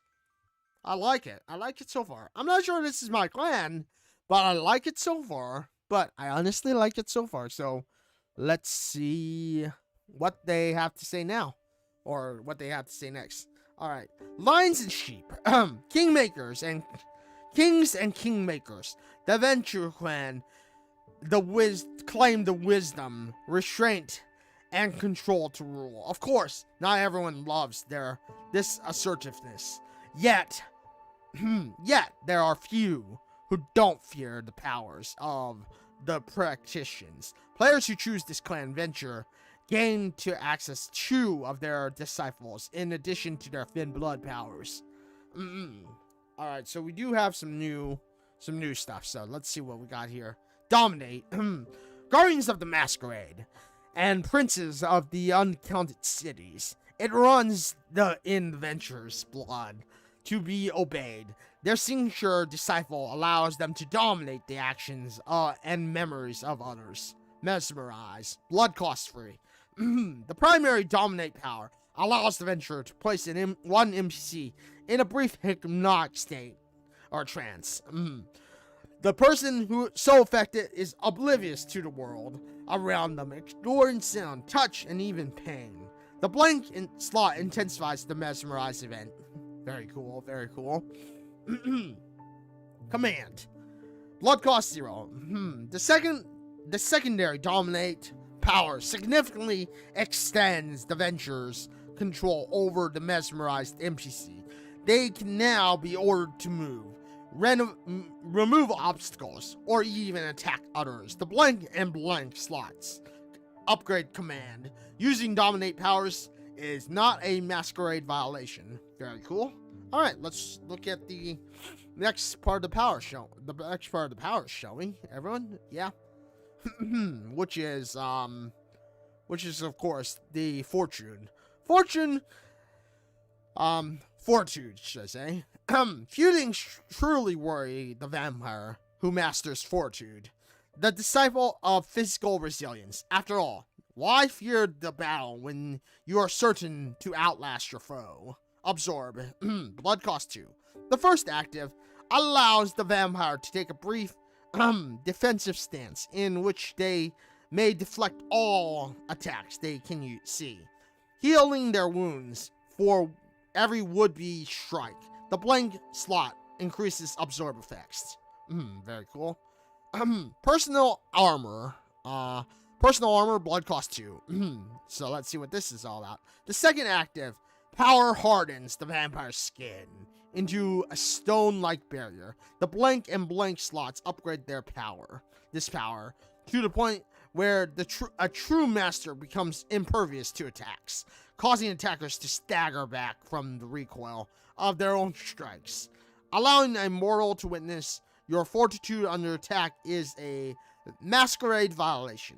Very cool to know. Very cool to know. Very cool to know. Alright, let's move on to the last clan, which is the Malkavian. The Malkavian are the last clan that we can look at, everybody. I'm very interested to seeing if this is my clan, everyone. But we'll soon find out. But of course, we'll soon find out, won't we, everybody? Yeah, we'll soon find out, everyone. And, yeah. I mean, I hope you all are getting an idea about what is happening in the, in Vampire the Masquerade. As, you know, of course, I think this is a very cool game. I think this will be fun. But let's look at the Malkavian. Malkavians have been traditionally obfuscated,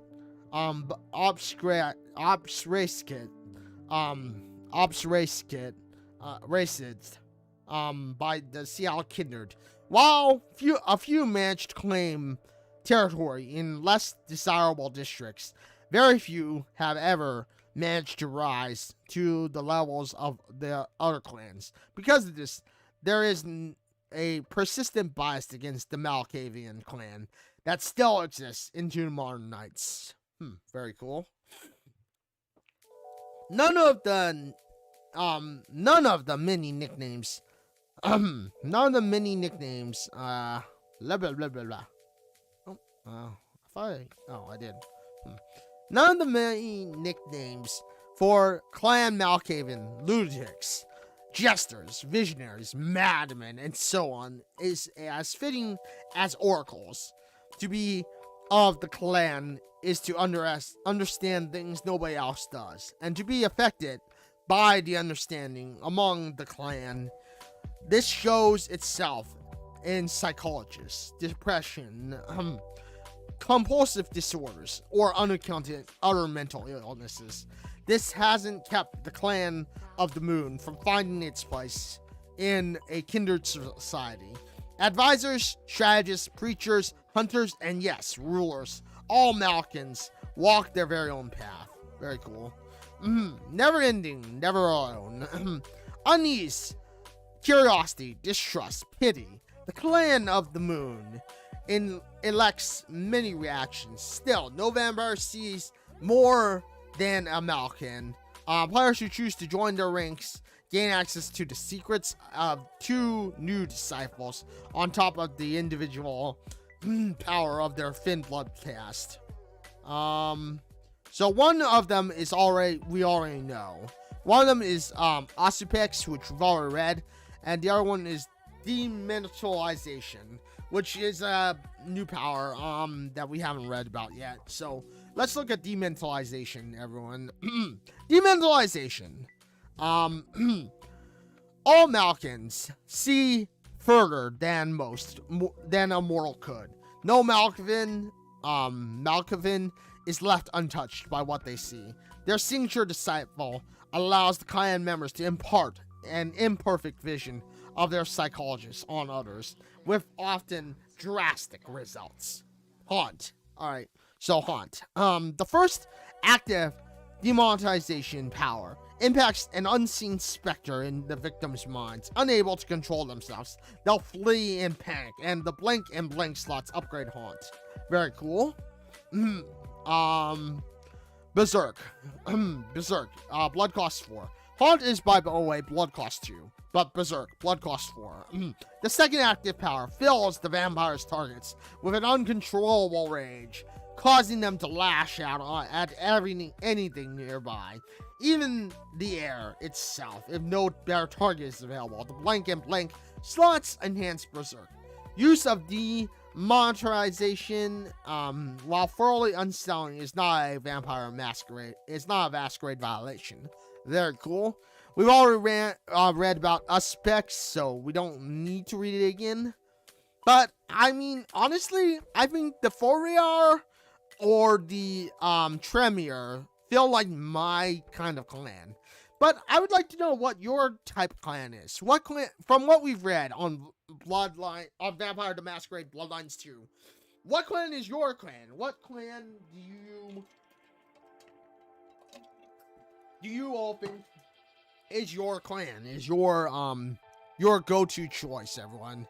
Feel free to tell me in the comments section below as we look at the actual factions. So, the fractions are fractions. In Seattle, 5 major fractions, group of vampires who have united under a single banner, are varying for control, each with their own history, characteristics, and motivations. It will be up to you to decide who to join, cross, or pit against each other. But know that your choices will carry consequences. So we start with the Pioneers. The Pioneers. Oh, okay. What is this all about? Oh, okay. So it tells you everything. So let's see. First thing that it says is, we made this city and we will never let anyone forget that. Louis Grand. Very cool. Past glories. While Seattle is a young city, the vampires of the Pioneers were among the first to settle here and rule. Led by Louis Grand, the longest reigning prince of the area, they have seen control slip away over the years, and increasingly unhappy with the amount of outsiders that have come in and carved out their territory. Very cool. Let's see what this says. Old money. There's a lot of wealth ruling the city for more than a century. The money of the Pioneers would earn a lot of influence almost anywhere in the world.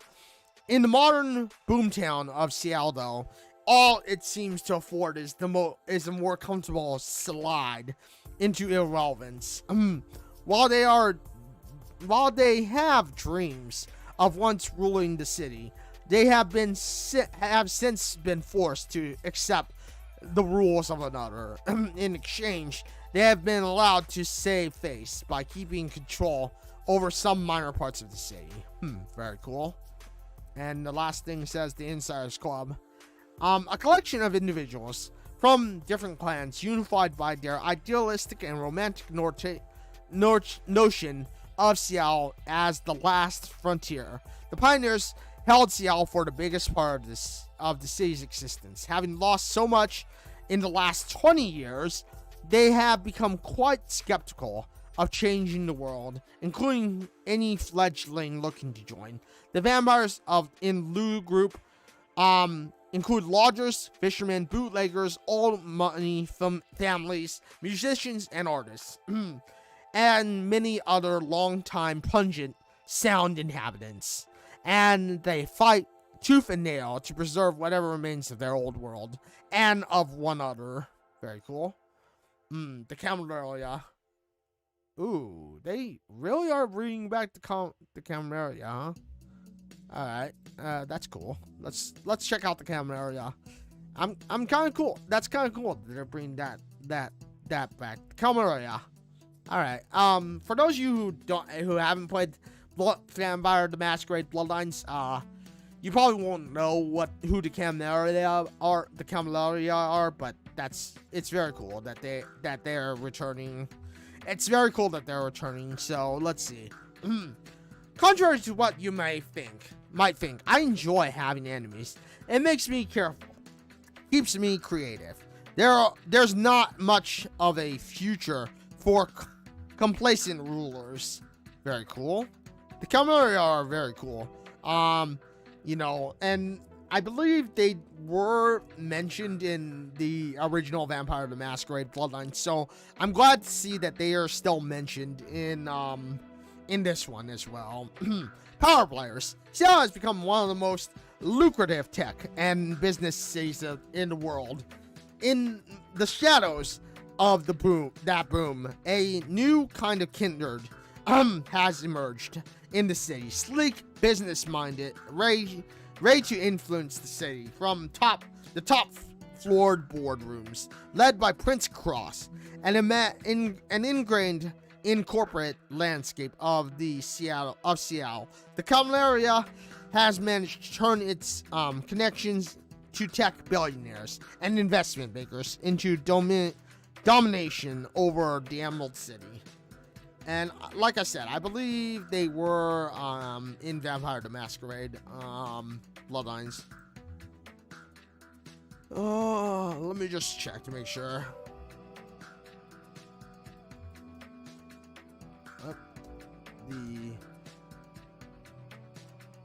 The Camarilla.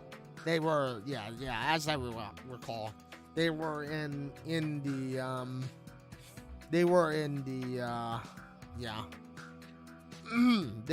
it, which is cool. It's good that they were that they are bringing back these old fractions that were in the game.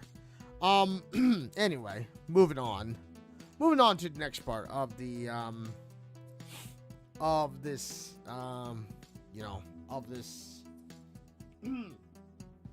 discussion, everyone,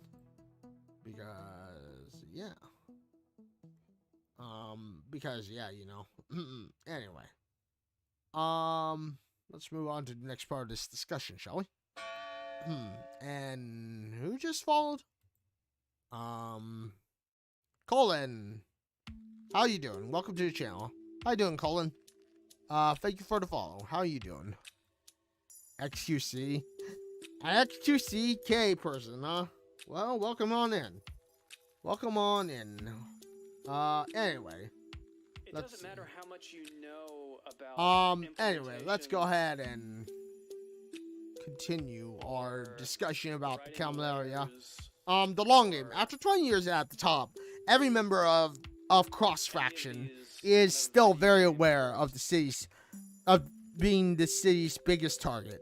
While Cross still knows that not every vampire in the city accepts the Camarilla, he has given them just enough power to not have to worry about them organizing and moving against them. Stability, prosperity, and the Masquerade have been the key components of his policy. Very cool.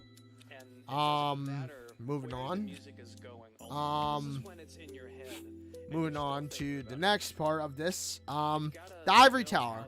Very few cities boast a vampire elite as wealthy as Seattle. In these refined circles, your true worth shows in how much control your money has bought you. Here's here at the top, a comfortable existence, not having to worry about access to blood and having to hunt is all but guaranteed. Amongst the camaraderie, kindred, loyal to the cross, you'll find CEOs, software, mongrels, bankers, venture capitalists, politicians, and other members of the business elite. Very cool. I don't know if I want to join the camaraderie, but let's just see what the next faction is all about, shall we? Let's go ahead and see what the next faction is all about, everybody. And go from there. Alright, so we're looking at the Baron. The Baron, huh? Okay. The Baron, who are they? What are they? Off the grid. It's hard to know just how many vampires swear allegiance to the Baron of Allura. In parts because very few of Cial's kindred actually have met him. Acting through his lieutenants, he has taken in the city's district, defiant and desperate, turning them into ruthlessly disciplined force with hands in every shady deal.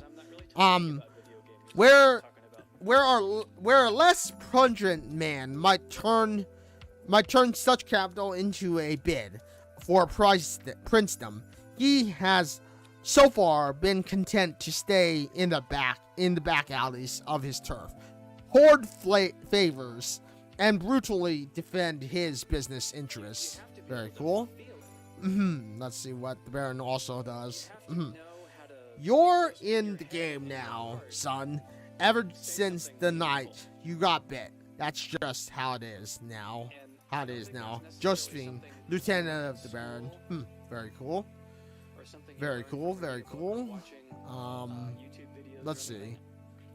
Let's see what's next, everybody, for the Baron. Let's see. Necessary evil. Nobody likes the Baron and his people until they need something done, or procure quietly and quickly. Someone will play this part in any city. Many of Cial's powerful tell themselves that it's just as well to further indebt yourself to the devil, you know? No matter who you are, no matter what you did, no matter who you're running from, the Baron has a job for you. Promotion and power comes quickly in his organization if you can stomach the work. Very cool. And let's see the last one. Kingpin. The Baron has no illusions about his own security. While seemingly unassailable now, his strength will remain only as long as he stays ahead of all competitors. If he ever shows weakness or becomes unrelatable, his whole operation is going to fall, beginning with him. Very interesting. Let's learn about the newcomers, shall we? Let's learn about the newcomers.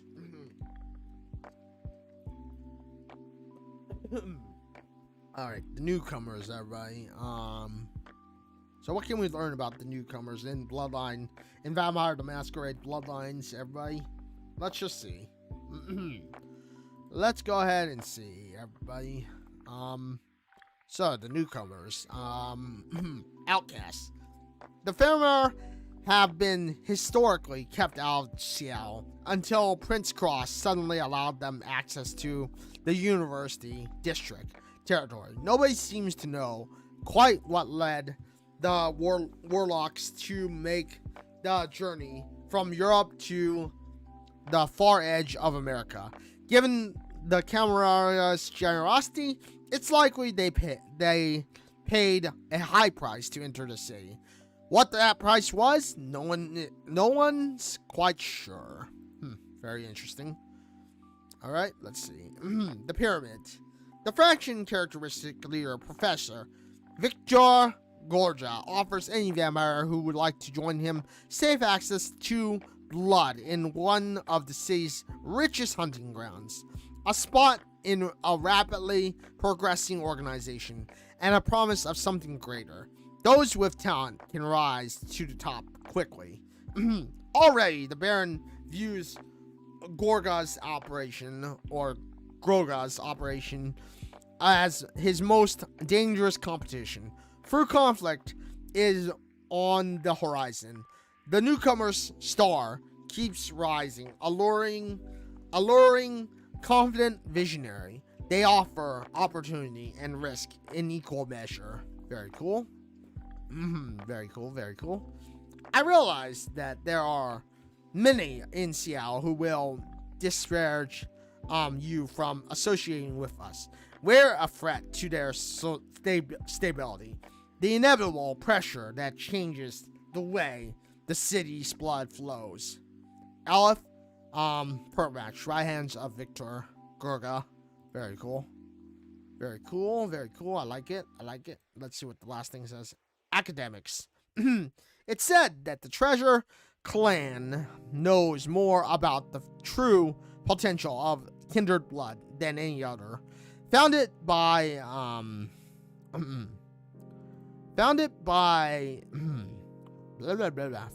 blood mages, recruiting them from hunting in the university. The newcomers are easily Seattle's most learned kindred faction. Lately, their ranks have swollen, with occultists, scholars, college students, runaways, and more than a few defectors from the other factions. Very cool. Alright, let's see what the Unseen are about. The last faction, everybody. The Unseen. So, this is the last faction that we will be learning about, honestly, at this point, which is the Unseen. Let's see what the Unseen are all about, everybody. Let's see, the Unseen. There's always time. The council free. Very cool. Unnoticed. Seattle has been a city of drifters, transcendents, and homeless for almost as long as it has existed. By and large, people just look the other way. The Unseen walk among these unfortunates, hidden in plain sight to vampire and human alike. For more than a century, the Unseen have been led by the Council of Three, or the Speakers, to Nostravu. They helped their people survive among the homeless and loners of the cities, while the rest of Seattle's vampires looked pains to ignore them. The Unseen grew into a faction, began trading secrets and grudges. Very cool. Very cool, very cool. Let's see. What's this? Information brokers. Today, the council has left much of the Nostravu's operation to younger vampires, more adept at gathering intel in modern nights, where the Unseen used to be composed of thieves, frauds, and homeless. They now also include journalists, engineers, and hackers. The Unseen have been here for a long time, and they see everything. They know what you did, why you're trying to hide it, and who will pay to find out. The group would be a potent ally to the vampires of any of Seattle's faction if they can be found. Very cool, very cool. Tight Kent. No other fraction of vampires in Seattle looks out for their own, like the Nostru. What else can you do if nobody else will even look at you? For as long as there has been a Seattle, there have been some that didn't suit the pioneers' vision of a place made of art as much as brick, glass, and iron. The misshapen members of the clan Nostru never had a chance to fit in. They were encouraged to stay out of sight, in the outskirts, the shadows, and as the city grew, it's underground. Very cool. So, very cool. I'm very excited and interested to get into Vampire the Masquerade Bloodlines, everybody. It's going to be a very, very fun game. I'm almost certain you're going to see me possibly playing it for quite some time, and it's going to be absolutely it's going to be absolutely amazing, I think, honestly. Like, you know, like, it's not going to be something you're not going to not see me possibly be playing going forward. I'm very excited to see this game. I think it's going to be very fun. I mean, we took a lot longer than I was expecting on this particular topic, so we'll just move on to topic number 7, which is Far Cry 6. I think it's going to be amazing. It's going to be an interesting game. If you love the Far Cry series, I think you're going to love Far Cry 6. But like I said, we have so much to go over, everyone, that I'm not going to spend too much time on that topic, because, again, I think Far Cry 6 is going to be amazing. I think it's going to be fun. I really think you're going to be loving the game. We'll discuss it more, of course, as we reach the date that's going to be released, everybody. So we'll move on to the next topic, everyone. And I'm sorry I'm going to be moving on to some of these topics really quickly, but again, because of the time frame and the time restraint, we're going to be trying to move on to some of these topics pretty quickly, and we'll just discuss the ones that are important to talk about. Resident Evil Village. Very interesting game. I just saw the trailer. I think it's going to be fun. I think it's going to be interesting. It'll be a different game entirely, but it's definitely not going to be a game that I think everyone is going to love. It might be a game everyone will like, but, you know. But I think at the end of the day, it's going to be an interesting title to see. And it'll be something that will be, I hope, good to a degree. Either way, I think, you know, it'll be interesting to see Chris Redfield in this game, as he is supposedly the villain of this one, Resident Evil Village, or Resident Evil 8. But like I said, I'm not sure how it will be, you know, I'm not entirely sure how well it'll translate over to a degree. But I do think it is going to be an interesting game to some degree. Either way, you know, it is what it is. So, so yeah, with that being said, yeah, that'll be interesting. So let's move on to the next one, the next topic, shall we? Which is, of course, Gran Turismo 7. Gran Turismo 7, I think it'll be interesting to see the game return and what the PS5 will be able to bring to it, everybody. That's the one thing I can foresee with Gran Turismo 6, or Gran Turismo 5, everybody, is, like, the game will, or Gran Turismo 7, is, the game will be interesting to see what will happen next in the future, what it will bring into the future. And I think, as far as the racing series goes, it's going to be interesting to see the continuation of this game, which has been around for a long time. Ghostwire Tokyo. Let's move on to Ghostwire Tokyo, because again, like I said, we're going to only talk about some of the points that I think will be important to talk about due to the constraint of time right now, everybody. But, yeah, Ghostwire Tokyo. It'll be interesting. I think this will be an interesting game. This is looking to be something that might not be for everyone, but it's definitely an upcoming action-adventure game. Not created by anyone I know, but it is a first-person game that's made by Bethesda? Really? So Bethesda is making this game. Okay. Well, this will be interesting. So that is, Tokyo is overrun by deadly supernatural forces. 99% of the city's population is vanquished. Use powerful arsenal of spectral abilities to fight the paranormal. Next gen fidelity. Very interesting. I don't know if this will be on PS or PC. I don't know if this will be on PC, but it does look very interesting. It does look like it'll be an interesting game.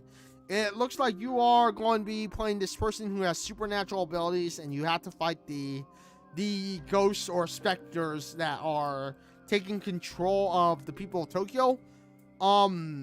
Very interesting game. It'll be interesting to see what development will come out of it, everybody. But I'll continue to keep you informed as I learn more about the game, everybody.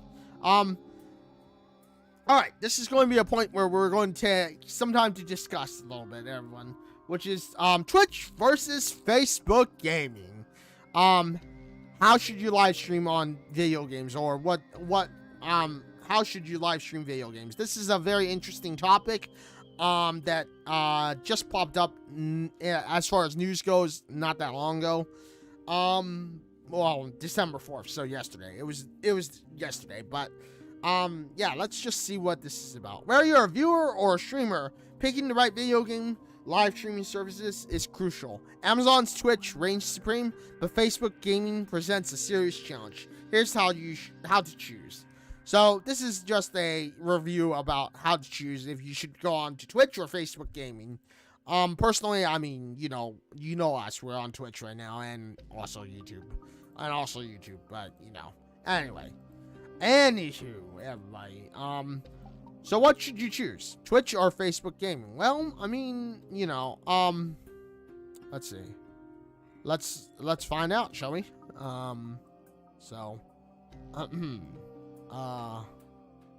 Let's see, where is this? Come on. So let's see what the pros are. Twitch Prime included with Prime membership, which, yeah, okay. Free Facebook Marketplace. So you get free Facebook Marketplace, Twitch Prime. PC editors choice is Twitch, but you get free Facebook Marketplace, which I don't know what that is. The pros of Twitch is many user-friendly options for both viewers and streamers, desktop and mobile and set-top box apps, variety content, free with premium options, free with games and other bonus items for subscribers, offers software for broadcasting for PC, mobile broadcasting, easy mobile broadcasting, play Facebook games with friends and stream cloud games, polls from your existing Facebook interests, and popular exclusive streaming personalities, which is interesting. The cons between Twitch and Facebook gaming is no official Nintendo Switch or Roku app. A Twitch Prime subscription no longer removes ads across the board. And limited OS on Facebook gaming, it's limited OS. Few monetization options for broadcasters. Standalone app feels redundant and compared to Facebook, which is interesting. So yeah, it's very interesting because the bottom line is Amazon continues to reign as the platform for live streamers, broadcasters sell video game sessions and many other works. For viewers, it's vastly entertaining and alternative to traditional streaming services like Netflix. Facebook gaming has fine repackaging of Facebook existing gaming services along with convenient mobile broadcasting. But PC gaming obviously right now is recommending Twitch, which is not really, I guess, too much of a surprise. And when it comes to streaming, you can console stream from apps on PlayStation 4 and Xbox One. I would also suspect that you can console stream from PS5, but I can't, I can't say that with confidence right now because, yeah, anyway. Going back to Cyberpunk, it will have a disappointing launch news. It does supposedly have disappointing launch news, which is that the day one patch is gonna be pretty big. But yeah, that's kind of like the thing is like right now, one of the guys, Dreamcast guy, said that the update comes with a packaging of 43 gigabyte downloads. So keep that in mind. It's not like bad, but but it is what it is. So keep that in mind as we continue to progress into Facebook gaming, or at least Cyberpunk 2077. But yeah, again, that was some point that I should have probably brought up at the beginning when we were talking about Cyberpunk. But that's okay. We got through with it now. Anyway, moving on. Yeah. Let's talk about how Assassin's Creed Valhalla historical characters stack up to the real deals.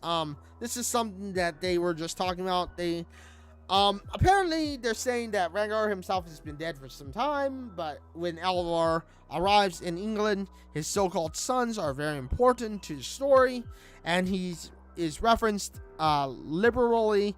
He's become a household name lately thanks to history, Plistol, drama Vikings, and that's exactly his historical. Most of his Rhaegar's life is stories told in sagas that were written down hundreds of years. So, they're saying that Rhaegar was, I guess he was good. Ivar the Boneless, his so-called, okay, so they were saying his, it seems like they're saying a lot of these historical characters are either good at what they want, but, so, except for a few, it seems like a few of the characters are, not very historically good, but, but I mean, take it as you will. I mean, obviously, not many of us, I guess, pay attention to history, of course, Many of us probably don't pay attention to history, to say at the very least, but, but it is something that, when we look at it, I guess it is something that would be, is interesting. So, what are we going to do? You know what I mean? So, so yeah, continuing on from here, everybody. Yeah, let's talk about, let's go ahead and talk about, I guess,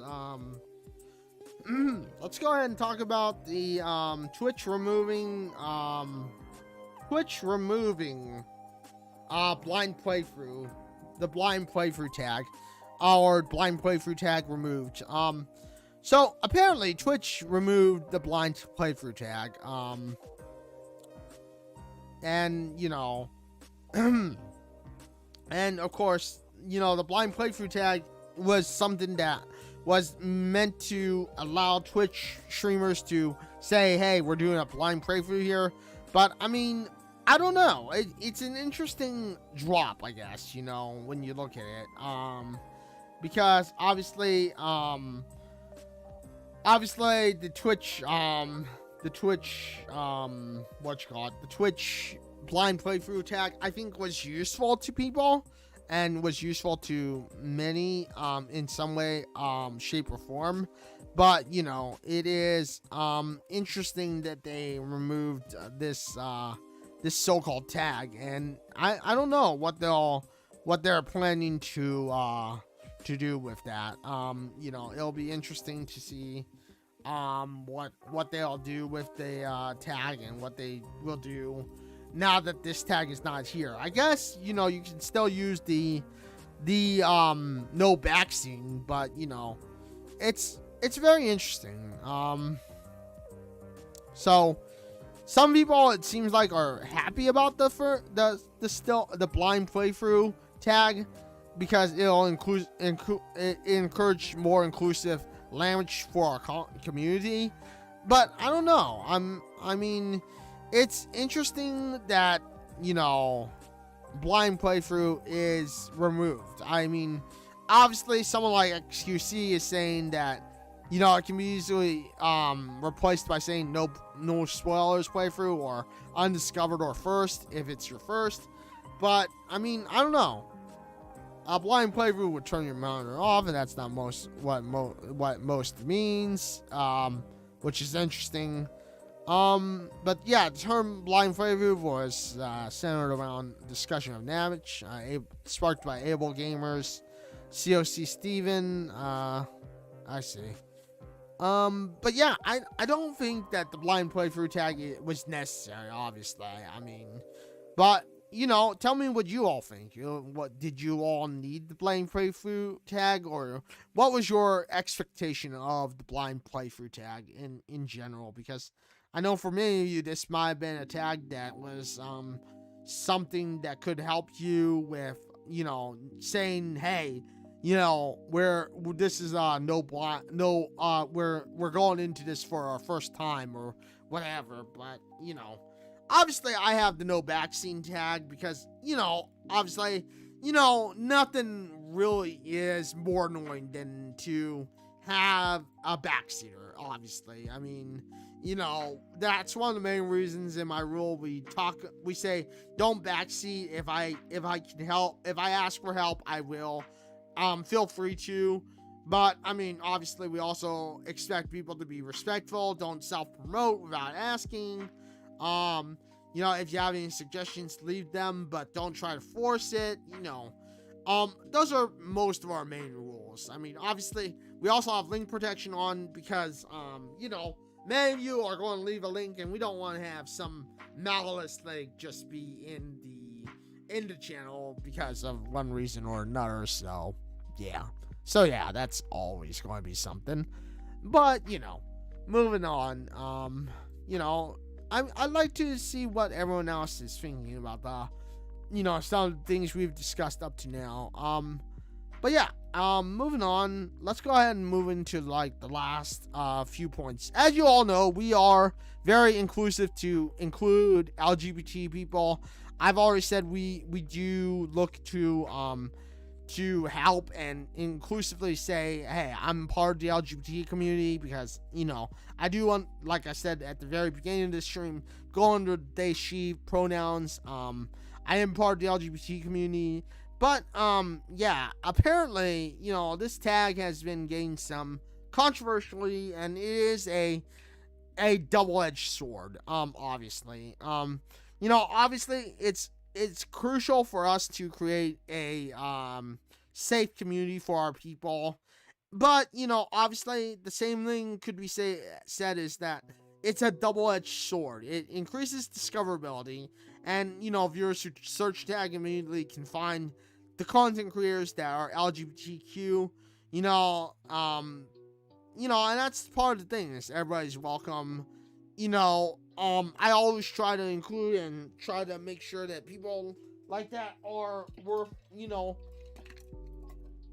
they know that the community they have a community there for them. But, you know, I think, you know, people also, yeah, you know, as has been said, people are also looking to, you know, harass or find those people to harass. And, you know, obviously we've had those people already in the channel before. You all know that.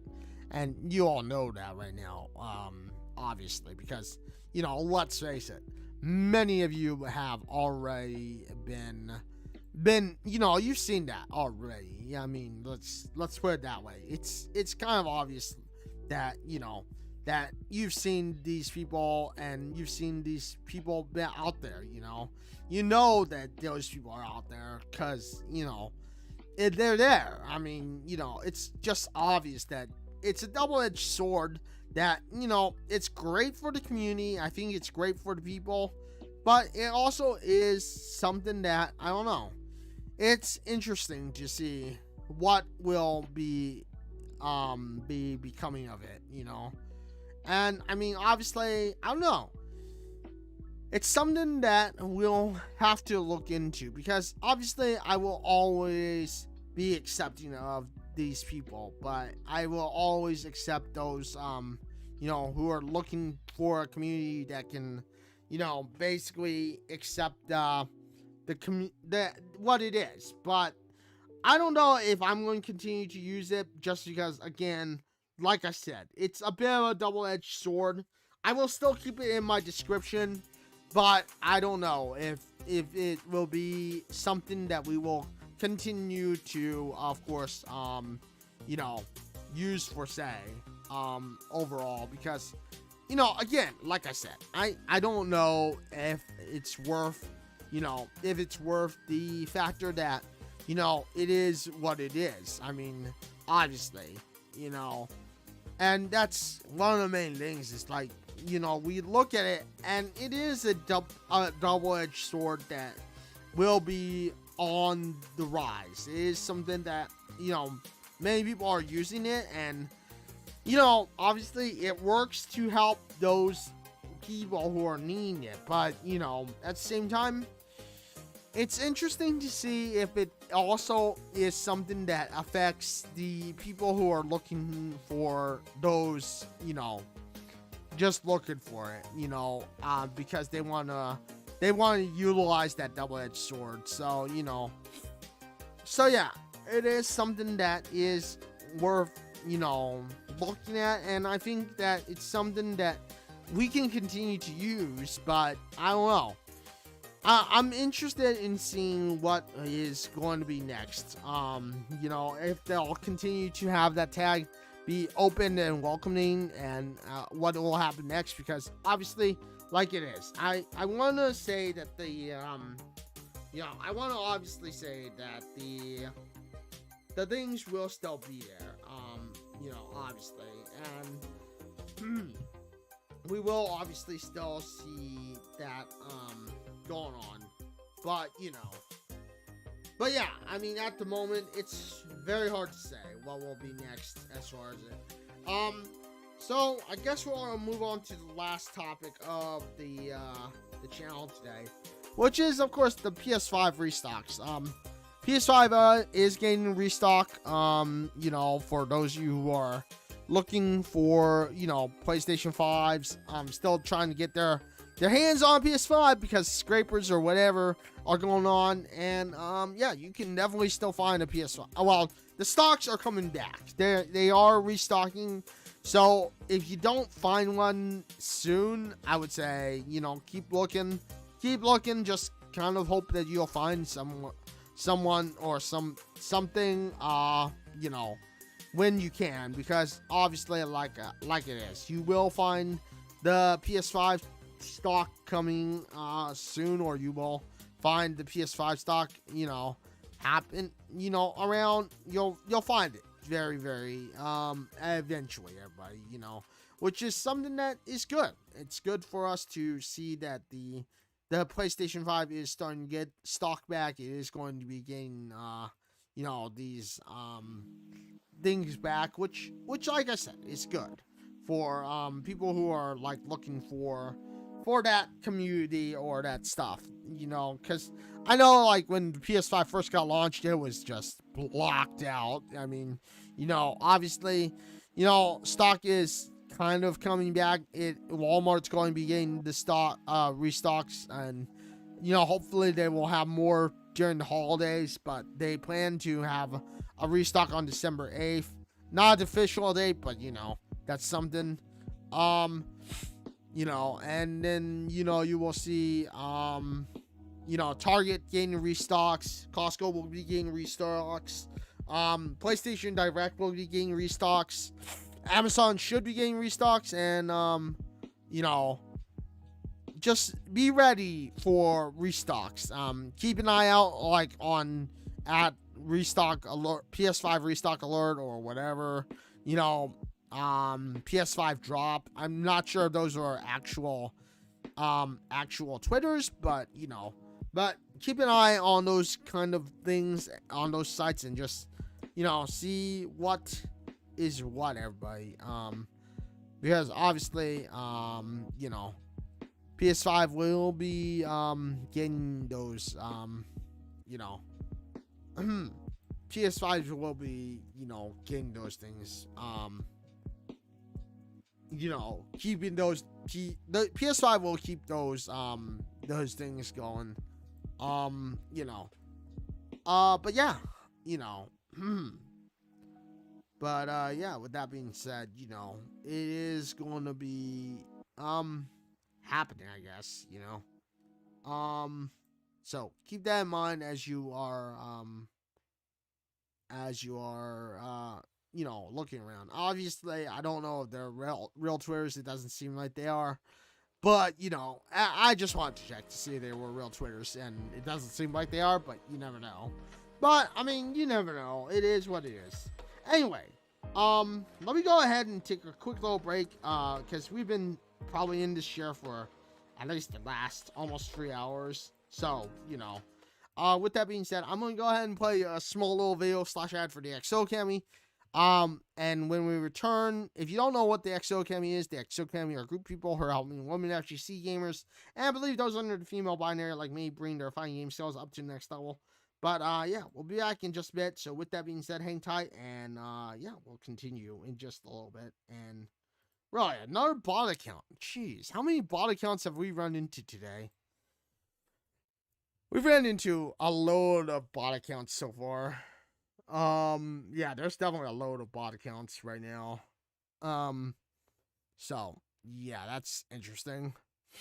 I don't know why there are so many people in bot accounts right now. Like we've noticed like so many bot accounts so far, and a lot of them are just like recent. You know, a lot of them are like recently created. So that is really crazy. Anyway, I'll be back in just a bit. We'll play that small little video slash ad, like I said, for the XO Academy. If you don't know what the XO Academy is, the XO Academy are a group of people who are helping women FGC gamers, and I believe those under the female binary like me bring their fighting game skills up to the next level. So yeah, please do consider checking them out, supporting them if you can. And I'll be back in just a bit, everybody.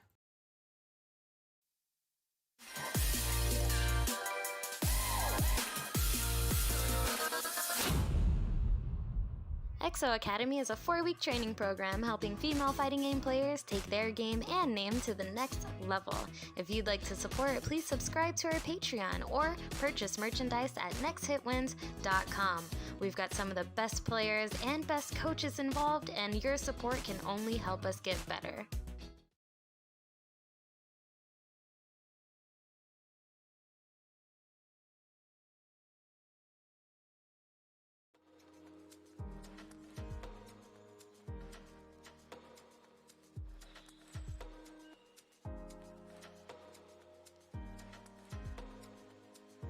All right.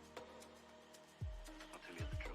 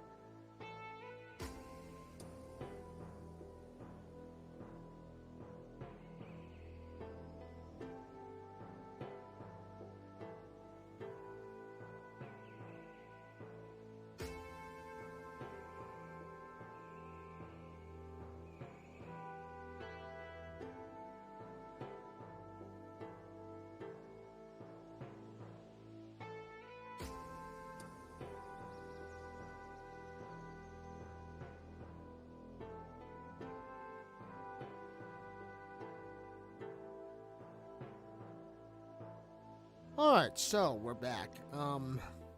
Let's go ahead and finish up by wrapping up with just saying that, we had interesting discussions today. We definitely did. Interesting talks, fun. But yeah, I'm really excited for Vampire the Masquerade Bloodlines as it comes out and as we get closer to the release date. And I hope that many of you are excited about games. I mean, we'll try to talk more about Far Cry 6 as I learn more.